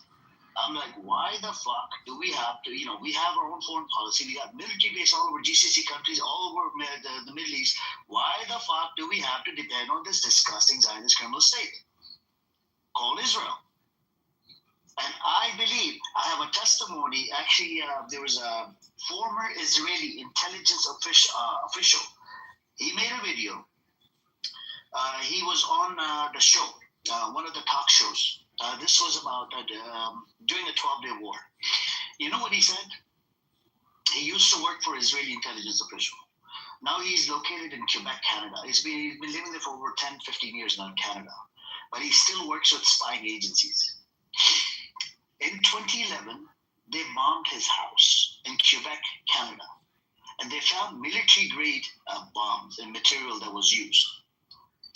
And he came out, right, with this interview during the 12-day war with Iran. He said they sent out a card to Donald Trump during the 12-day war. You know, it was basically a threat to Donald Trump that you got to bomb this, you got to get this shit done, the nuclear whatever they want to bomb inside Iran, and otherwise, we'll expose you. Now I can put the link in the chat. It's 30 minutes long. You can go, listen to it. And he used to work for Israeli intelligence official. I believe it. And he's actually anti-Zionist. He called his sister. He during that interview, he said, "I called my sister in Tel Aviv." He goes, "My sister, I love my sister. She's, but she lives inside Israel. She lives inside Tel Aviv." And he told his sister, he said, "There's a genocide going on across the wall." And you know what the sister told him? "Oh no, it's just propaganda, this and that." He goes, "This is how they fucking indoctrinated these people inside Israel." So like what you said earlier, the victims, yes, we can use that, but at the same time, at one point, if the victim is living on that land for over 10 years, 5 years, 20 years, 30 years, you would eventually look at, because a lot of them, they have to serve in the IDF. And when they serve in the IDF, they start talking. When they start talking, there's human rights organization inside Israel called B'Tselem. They're connected to the IDF. All the human rights violations, it gets reported to the human rights organization. A lot of people know what the fuck is going on inside Israel, how they're occupying it, how they're running these fucking checkpoints in the West Bank, how they're occupying Gaza, what the Israeli Supreme Court ruling is. And if you look into it more and more, it's fucking full of problems. Haredim Jews don't like the secular Jews. You know why? Because the secular Jews, they have to serve in the military. They're paying taxes. The Haredim guys, they don't even work at they don't serve in the military. They don't, they're not in the IDF. All they do is they freaking, worship, study the Torah at the yeshiva. Yeshiva is a private school, like a, religious school. All they do is they study there. Their wives are working 2-3 jobs a day to fucking pay the bills. And there's a lot of problems. There's a lot of culture problems. This is why the Zionist entity always needs to be at attack. They need to attack all the fucking time. If Palestinians get a 2-state solution or whatever, or 1 state, whatever the fuck you want to call it, and there's no threats coming from outside, the entity will erode and will rot from within. And Ehud Olmert, the former Israeli prime minister, he said this on TV. He said the biggest enemy is enemy within, not Hamas, not Iran, not Hezbollah. It's actually enemy within. And I seen a whole bunch of fucking documentaries, like over 10, 15 documentaries. I was in a shock. The culture inside is fucked up. You see what I'm saying? So you have to look at all of these things. That's what you think. Can you find that? The enemy within. I don't really catch it. The enemy within is the biggest enemy of Israel. Meaning, what does that mean? The enemy within. Meaning people inside Israel are the biggest enemy of the state of Zionism, of the state called Israel. I told you that. That's what I said when I first came in the room. That was the point I was trying to make. Yeah, that's what Ehud Olmert said. That's the former Israeli prime minister.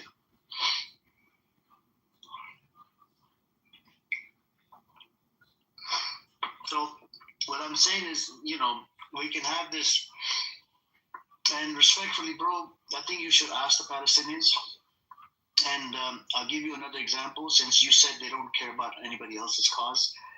George Floyd painting is in about 3 different areas. On one of the areas is separation wall. That's huge. You know what happened to George Floyd? I'm sure you know, but everybody knows about it, right? So George Floyd painting is in the West Bank. You can Google it if you like to Google it. They do support the, they feel connected. How the black folks in America go through systematic racism, right? Because the systematic racism is going on over there with the Palestinians on the ground. Yeah, I don't want to talk about the Palestinians on the ground. I try to make that clear. That's not what I'm talking about. No, but I'm letting you know. I don't want to be empathetic to people suffering violent war. That's not what this is. I'm talking about, like you said, the people in the West, to be honest. The people in America like you. That's genuinely what I'm talking about. Well, there's so many people, Lawal, there's so many people, even though, look, the Black Lives Matter movement, there was some problematic stuff, right? When people found out that the money was being used for whatever. Even during the the BLK, or, what was it? What's the thing? The Black Lives Matter movement. BLM. There was a lot of people, even from the Arab side, non-Arab side, Muslim side, they stood with the black folks. You see what I'm saying? Against the oppression. And well, that's cool. I don't think, to be honest, that's not what I'm talking about, because no, but which country cause is affecting you? Give me the name of the cause. It's a global cause. It's an international cause. It's just people suffering all over the world, and people really actually standing up and fighting on the front lines and dying and making sacrifices to really have an opportunity to. You have the ability to educate people, Devon. You can go around educate people. You can open up rooms on this app on Twitter. You can educate people, and people that know it, people would know. You have the information, and you'll be doing some good work. And and slowly, people will start looking at it. Okay, this is wrong. That's wrong. This is right. This is wrong. This is and that's how it works. I'm actively doing that within the Palestinian cause. There's one of the largest pro-Palestinian conferences in America, in Detroit. I'm speaking to Palestinians and speaking to Palestinian activists. And, nice.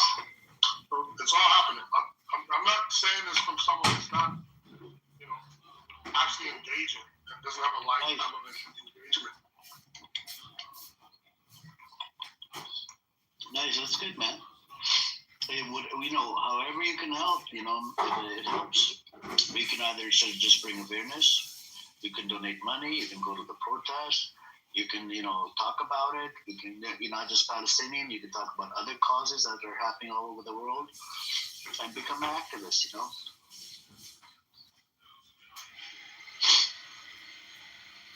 That's how it works,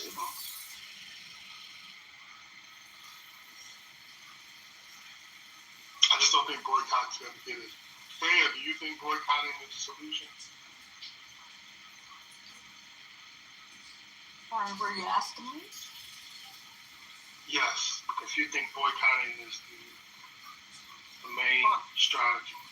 Yeah, but boycotting is one of the ways to fight. It's not the only way, but yes, it works.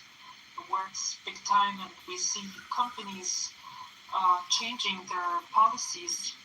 Like, for instance, we have a very famous cafe in Europe, and even in some states, actually, it's called Prêt à Manger, or Pret à Manger, they call it in English. They were about to open stores in occupied Palestine. They stopped.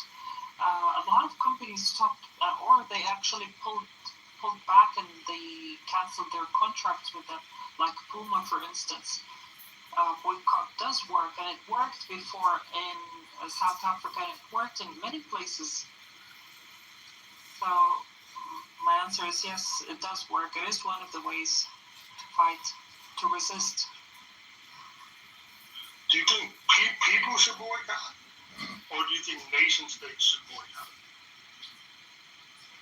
People, countries, I don't know, anyone can boycott. You do understand that there's limitations on why nation states can't boycott. Of course,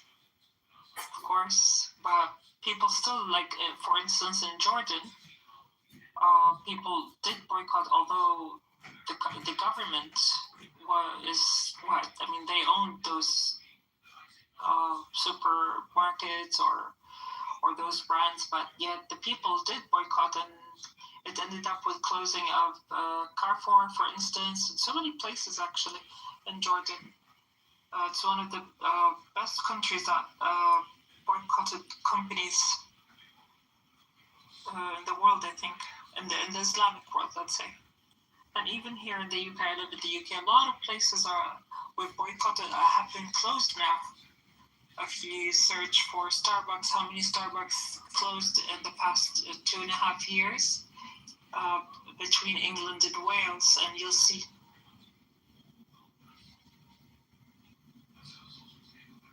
You're inspiring me to want to participate. Because I actually,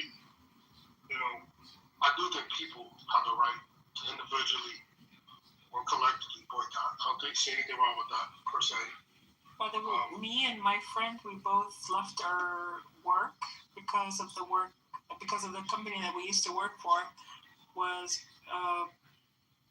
let's say, helping Israel. So we both left the company. We're both spreading awareness regarding that company. We're boycotting it, and we're telling people to boycott it. Unfortunately, I can't say anything about it. Faya, did you read the message? He goes, the gathering of some terrorists. These fuckers, they think I'm a terrorist. And people in here, it's gotta be Iranian, man. Of course.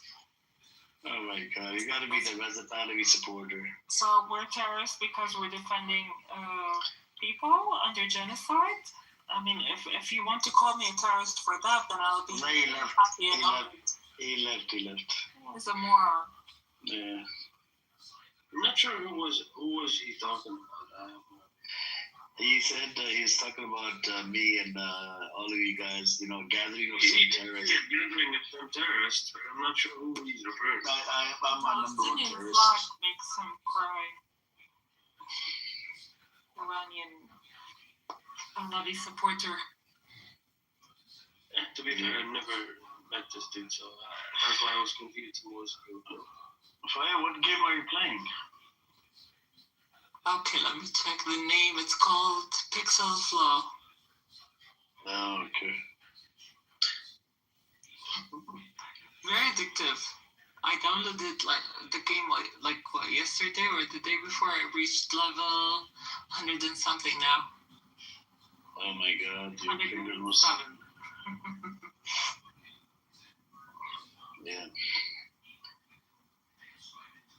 But yeah, the game I downloaded was Master 3D with cans and stuff. It has to be pair of 3, and I played that. Yeah, it's like it gives you canned sodas and food and cherries and all that. You gotta match. It's gotta be pair of 3.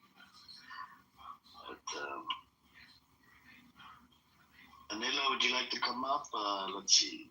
If you'd like to come up, you can welcome to come up, share your opinion. You don't have to sit in the audience. We want new voices, you could be, whatever voice it be, neither pro-Pali, pro-not Pali. Okay, I could debate on the Zionism if you want. But we had that Persian lawyer that came through, fucking gives me a headache, man. That guy. Oh my God. Yesterday, I don't know if you were here, Paya, but Ambrose invited a new Zionist Jew on this app. I went back and forth with him. And same talking points, just like the rest of the Zionists. The Grand Mufti of Jerusalem working with the Hitler, what happened at Hebron Massacre in 1929. Okay, let's say the Grand Mufti worked with Hitler. Does that mean it's okay for you to kill babies today? No, but it wasn't. So after 1937, the Grand Mufti of Jerusalem met up with Hitler around 1941, 42. Okay. So during the Arab Revolt that happened 1937 to 39, after 37, he was no longer representing Palestinians. He was no longer Grand Mufti of Jerusalem. I know, but let's say even if he was, that doesn't make it okay to kill people today, children. No, we were talking about history of how the state came to its existence. They do the same fucking. It's the same repeat all the time. Hey, Emir, somebody opened a room about you, Universe. You know him? Universe, yeah, that's John Kitover. Yeah, he's saying that in the title that you're a terrorist. The room is called Jewish Complaint Center, something like that. Yeah. No, Amir the terrorist called the FBI. Yeah, it's a normal thing. He's a Zionist scumbag. What do you expect, man? Are you Zionist as well? Yes. He is, yeah. You're Zionist? Yeah, but I don't have a problem with you. I don't have a problem with you. You're not here to tell us and to tell Amir to be cautious or to be careful. You're here to tell people come and go to see that room. I'm not saying that though. I'm not saying that. You don't have to say it. Right. But that's what you're doing. I'm not saying that. I'm just saying that, dude. Yeah. Okay. I'll just leave then since you just want to be. Bye. Yeah. Have a nice day. I just wanted to thank you guys for the space. Appreciate it, Amir. Appreciate your time. No problem. Guys. You gotta think outside the box, brother. You can't we can disagree, right? My thing is different than yours, and I would suggest you, bro. You gotta think outside the box. Don't just go to DD Politics. Go to Suleiman Ahmed's space. Go to we have Rose that comes on here. She's born and raised inside Israel, but she's anti-Zionist. Listen to her as well. There's another one called Buttercup. She's anti-Zionist. Listen to her as well. The Palestinian Voices. Listen to what's happening in Sudan. Listen to Congo Voices. And listen to that big space, Mario Naffel. He's always got some new good topics, 5, 6, 7,000 people in there, right? They're, debating, some good people on there. And, you get a different perspective. You know Mario Naffel, right, on Twitter, Limon? I listen to all these spaces, Habib. I hear you. Good. I listen to them all. I know these guys, personally. So it's okay. No worries. Oh, nice. That's good, man. Thank you. Shukran. Yeah, no problem, brother. Welcome. So you take care, man. Hey, Charlie, you went in the audience. What happened, brother? Okay. Anila, would you like to come up? Is it a bot account? Yeah, the anonymous account is actually John Kitover. He's streaming my room to his room, and then he's gonna have some fun. He's probably playing some musical instrument in the background. He gets triggered and pissed off, and then Al Normal calls him like he's a butt buddy or boyfriend. And what's up, Jindip? What you done? Are you okay? Did you get enough sleep? No. Anyways, yep.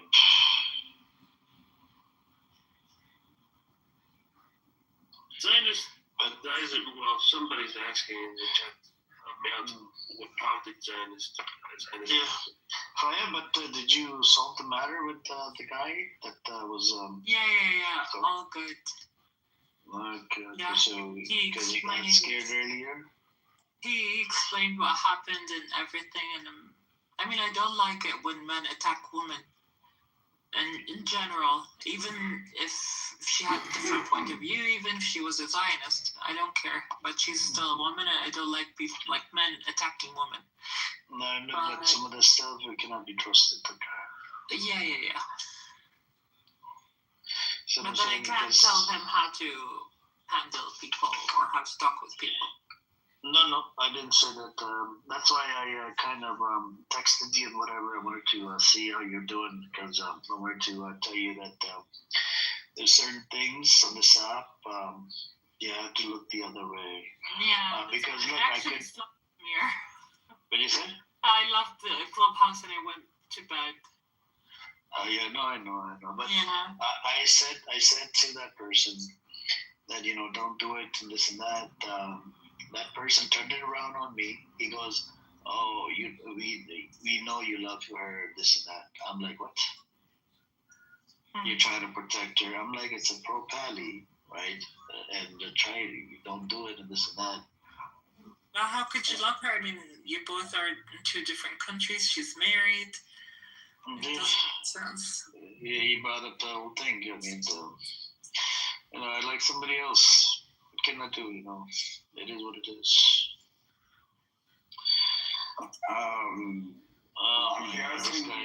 Sir, I can't put up with you, bro. I'm sorry, man. I can't deal with you. You know him? Race. Yeah, he's dark. He served in the military. Just racist as fuck. Oh, okay. This is username so I could avoid it. What did you say, Palestine? What's his username so I could avoid it? I'm blind. He doesn't speak. His name is Limbo, but his old name was Doc.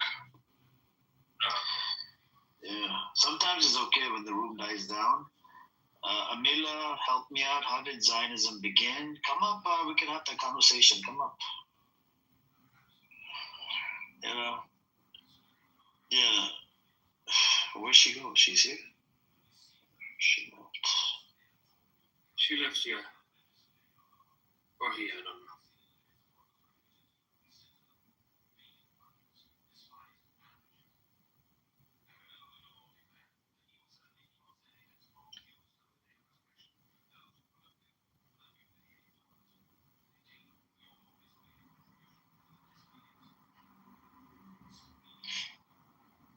Yeah.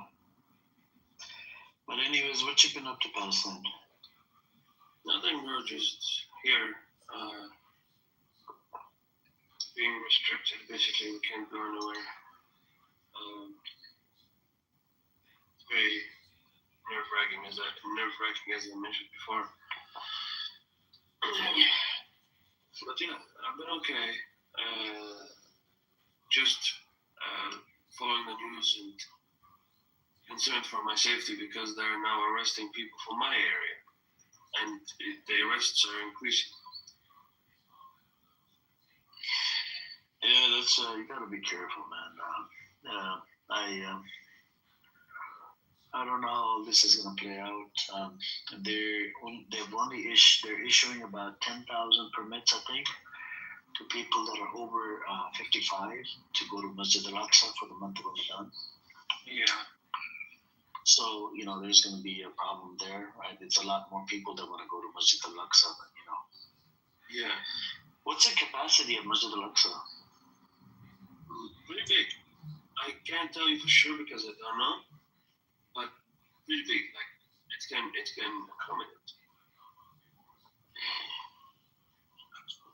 Let me look it up. What's the capacity? Capacity.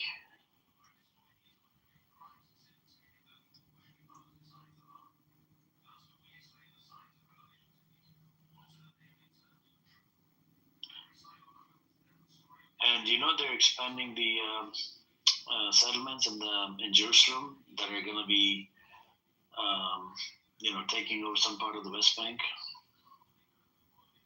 In fact, the parts that they're taking over is close to where I live.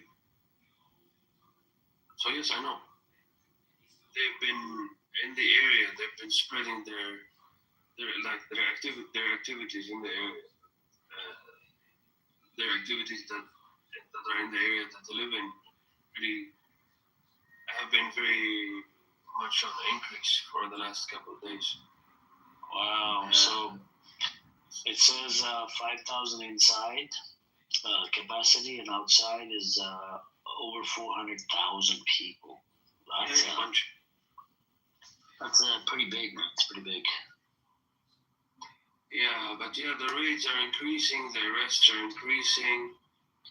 They don't even have They don't even have to have a reason to arrest you. And they can also fabricate accusations. Like my cousin was, as I said in the beginning, arrested last week, and he was released. But they were trying to fabricate accusations that he's throwing stones at the army that keeps him, and he done no such thing. No, okay. Yeah, just I don't know, man. I hope this entity gets dismantled. The Zionism, right? It needs to get dismantled, and it needs to, and then you we could probably coexist with some of these people, and no more occupation, no more freaking checkpoints.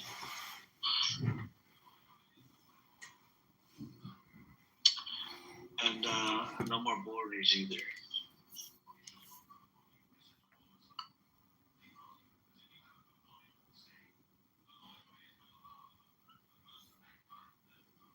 I don't know. These Zionist scumbags, they don't realize what they've done to the Palestinians. Like, is that, they're living in denial. It's a fucking disease. I wish there was some kind of medication that could solve this matter.